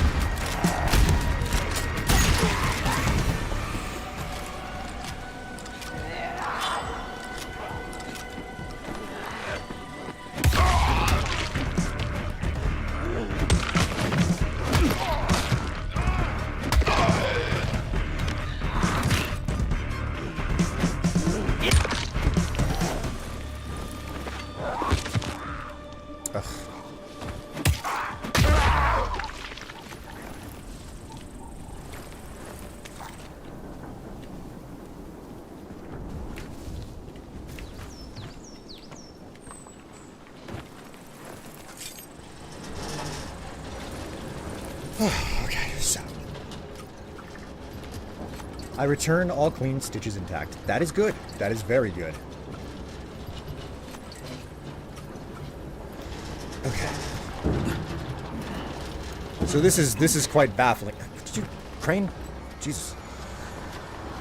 This is quite baffling to me, the fact that there's a cable here that I can mess with. I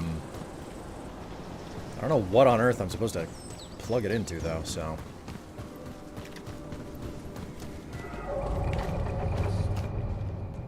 This is a fully collapsed tunnel, so I'm not getting through here.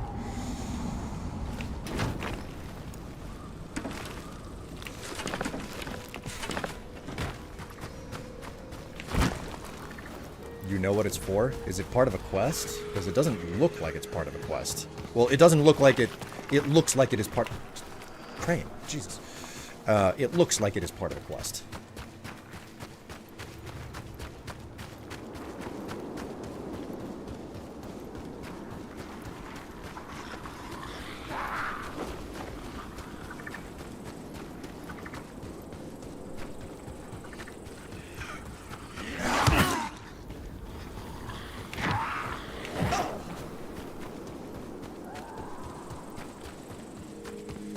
You let everyone down. Everyone down. Creepy, but okay.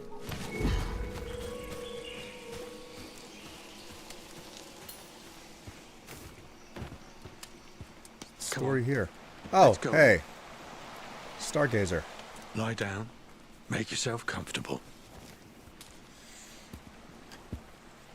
I keep hearing the... Hang on a minute. Oh, all that coffee's gotten to me. I'll be right back.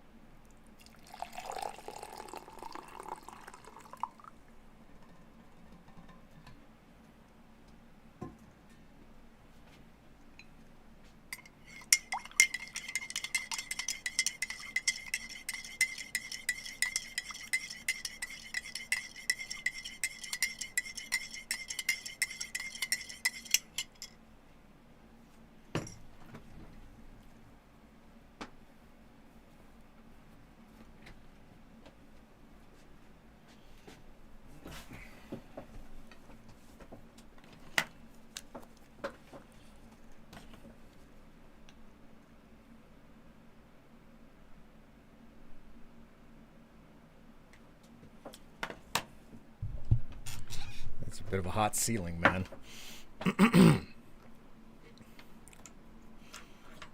All right, got the last of my coffee ready to go here.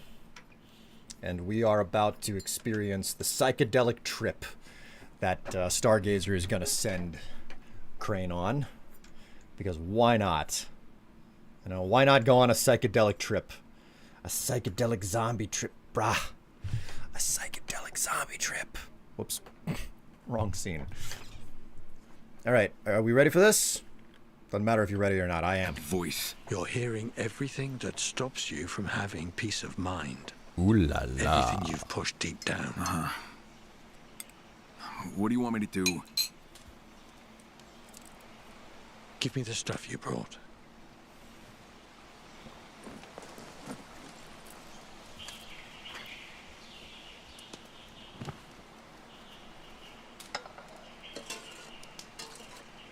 Next?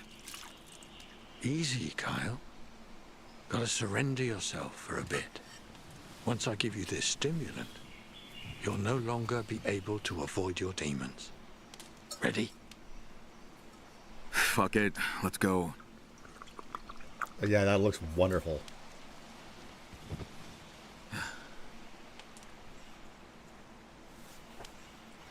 Thank you very much for gifting that sub, Tatsu. Devil Driver, I hope you enjoy.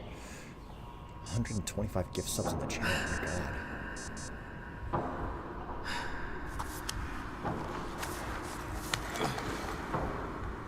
Starchild? Hello? Shit.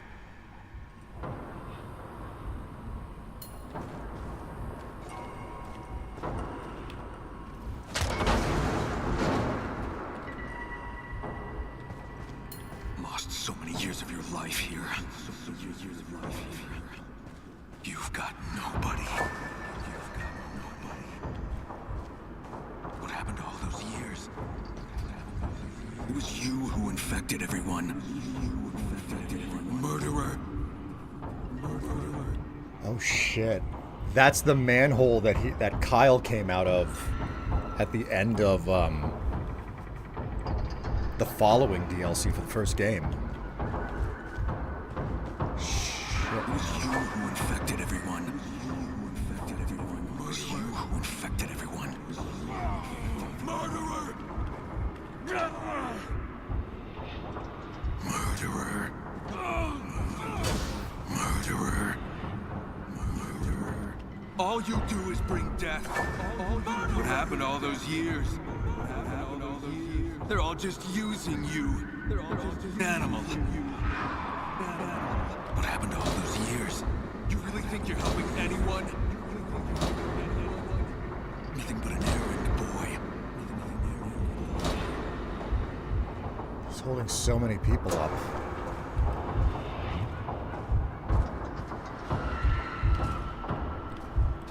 Nothing but an errand boy. Nothing but an errand boy. They're all just using you! What happened to everyone you love? What happened to everyone you love? It's Olivia. Murderer. You've got nobody. All you do is bring death! Murderer. That's Jade Alderman. Do you really think you're helping anyone? Animal. All you do is Rahim. Goddamn, man. I like this callback stuff to the first game. It gives so much character. Murderer. You let everyone down. Murderer. You murderer. Eating the animal. The flesh pile.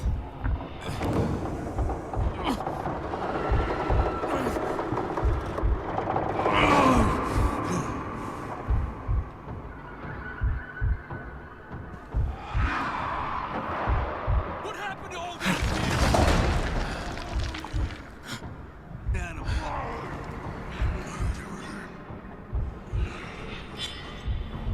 Does he have to fight himself?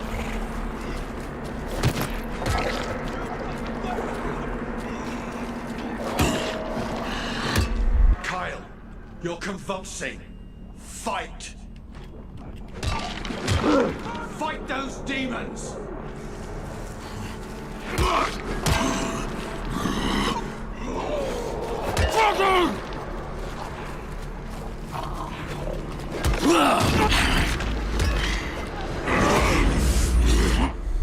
No, not yet. Oh, I'm not allowed to go beast mode yet.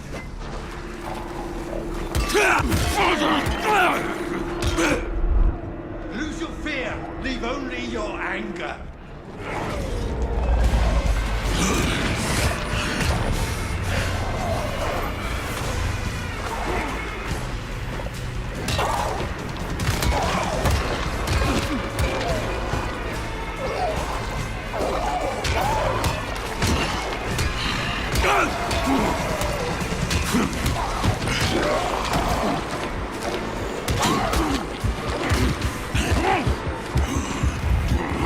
Oh, well.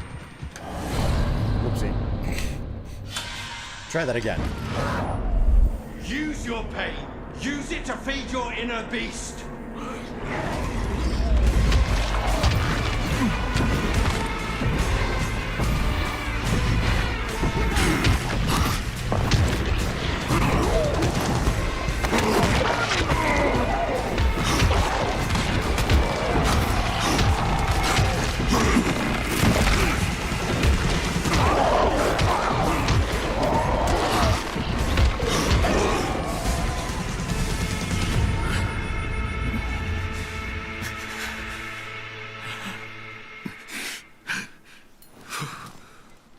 Fuck's sake. Slept a while? Come on over.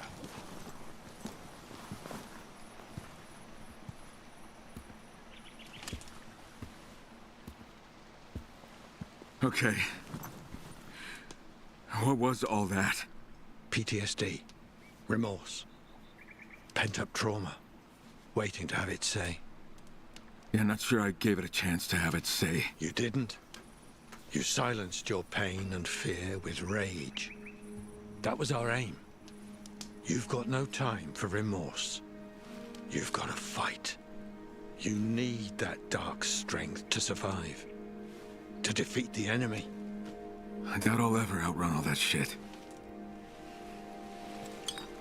All that shit happens to be in this vial. Your blood. Along with every hormone you produced during that trance. And it might just help others find similar strength in themselves. Strength to do what? To open their eyes in the morning, get out of bed, and not blow their brains out. What are you getting at? Kyle, look. You appear human, but me, the others, we rot in that cave. Literally rot. From the inside. These changes, these... I know I reek, Kyle. So do the others. You don't say anything, but I know you can smell it. The stench. I throw up every day. Every inch of me hurts. And in here, fewer and fewer human thoughts. Sometimes I have these urges.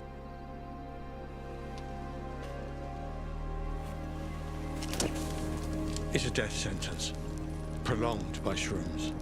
But we're still dying. What's it all for, Kyle?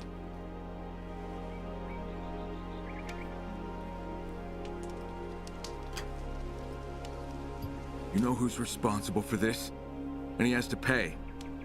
Even if he does, it won't be enough for what he's done. But we're not going to cry about it now, are we? No, we're not. So what now? Want to talk some more, or will you head out? That vial. How will it help the others? I'll administer them the same stimulant you took. But first, I'll tweak it a little after analyzing your blood. I expect to see an improvement in their self-motivation, in their physical activity, and I hope they stop living with crippling fear. Sounds more like wishful thinking than science. Hey, as long as it works. And if it doesn't? I tried handing out antidepressants and that didn't work one bit. We are no longer human, biologically speaking. What can I say? Can't be worse than it is now. Why'd you leave the others in that basement? We didn't leave them. It was a mutual decision, Kyle. It's how they wanted to part ways with this world. Together. Without harming anyone. Yeah, locked up underground. Watching their loved ones turn. We're not the architects of this nightmare, okay? We're not. And the basement was whose idea? Don't remember anymore. All I remember is we voted on it. And not everyone wanted to pass away like that. Some ran off. You didn't try to stop them? What for? That tree. How's that even possible? What's drawing the infected to it? Honestly? Don't have a clue, right? I don't. But if I had to hypothesize, I'd say the virus is looking for new hosts. Freakishly mutating from one species to another. Think someone's behind it? Like, that it's an experiment? Don't think so. Some things are outside human control.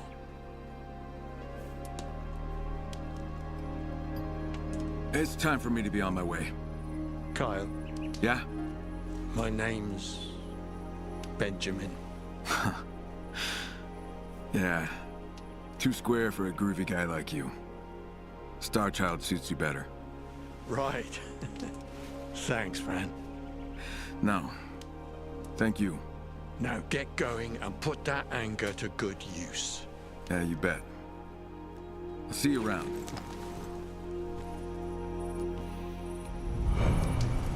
That was actually a really, really good mission.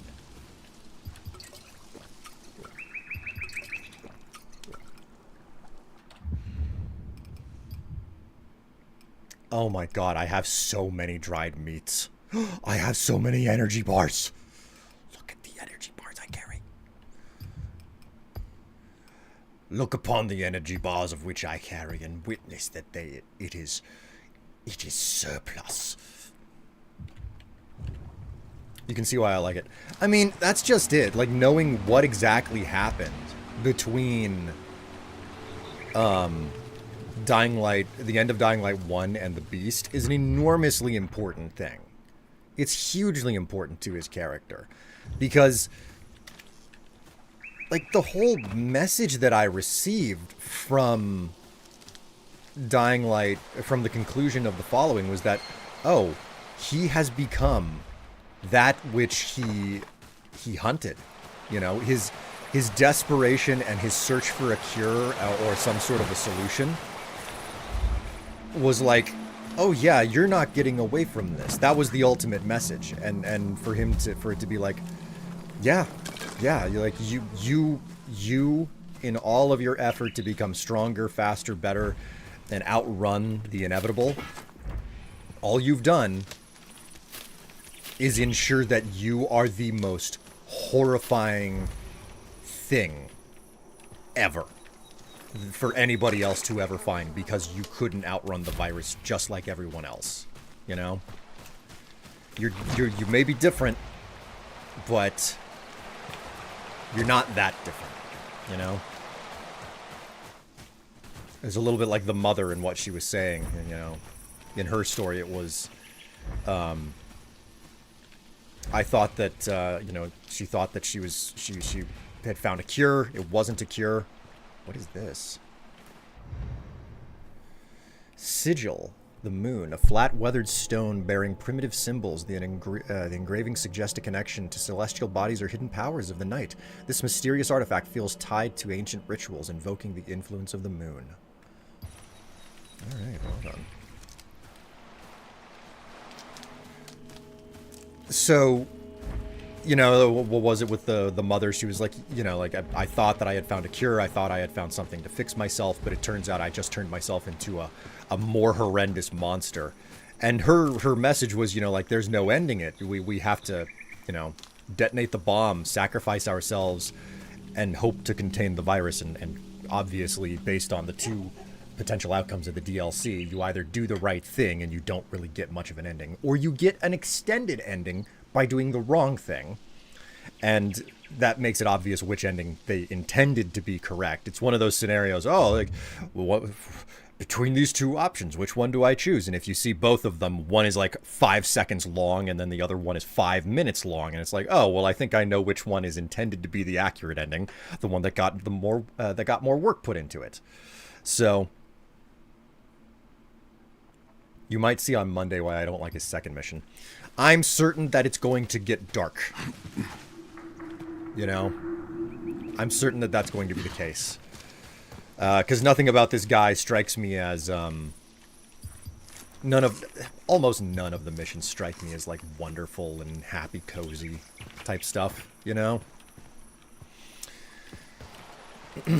So, to know that there's, like, the update now where it's like, yeah, this is what happened in the interim between the end of the DLC and the Beast, where it's like, yeah, he kind of infected everyone around him. He became a vector, you know. Anybody who he cared about, you know, like it was either he got to them first or people who, or, you know, just the virus in general got to them first, because there's no avoiding it, inevitably. So it's a predictable outcome, but seeing that narrative actually be told is super important and valuable, and I like it. I like having those elements. I don't think this guy's actually a therapist. No, I don't think so either. It probably didn't help that you accidentally canceled beast mode the first time. Yeah, I thought I was triggering it because I had it the whole time. So, all right, chat, you've been a wonderful and a lovely audience. Thank you so much for the subscriptions and whatnot, and the bits as well that you gave me today.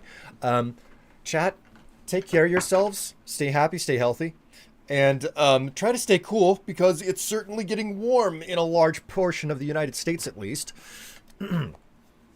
Thank you so much for watching. I will see all of you on Monday at 11 a.m. U.S. Central, but I do want to give a small heads up. Tev was talking about potentially doing her own stream this evening, because it is her birthday. She was talking about wanting to do a stream of her own. So, I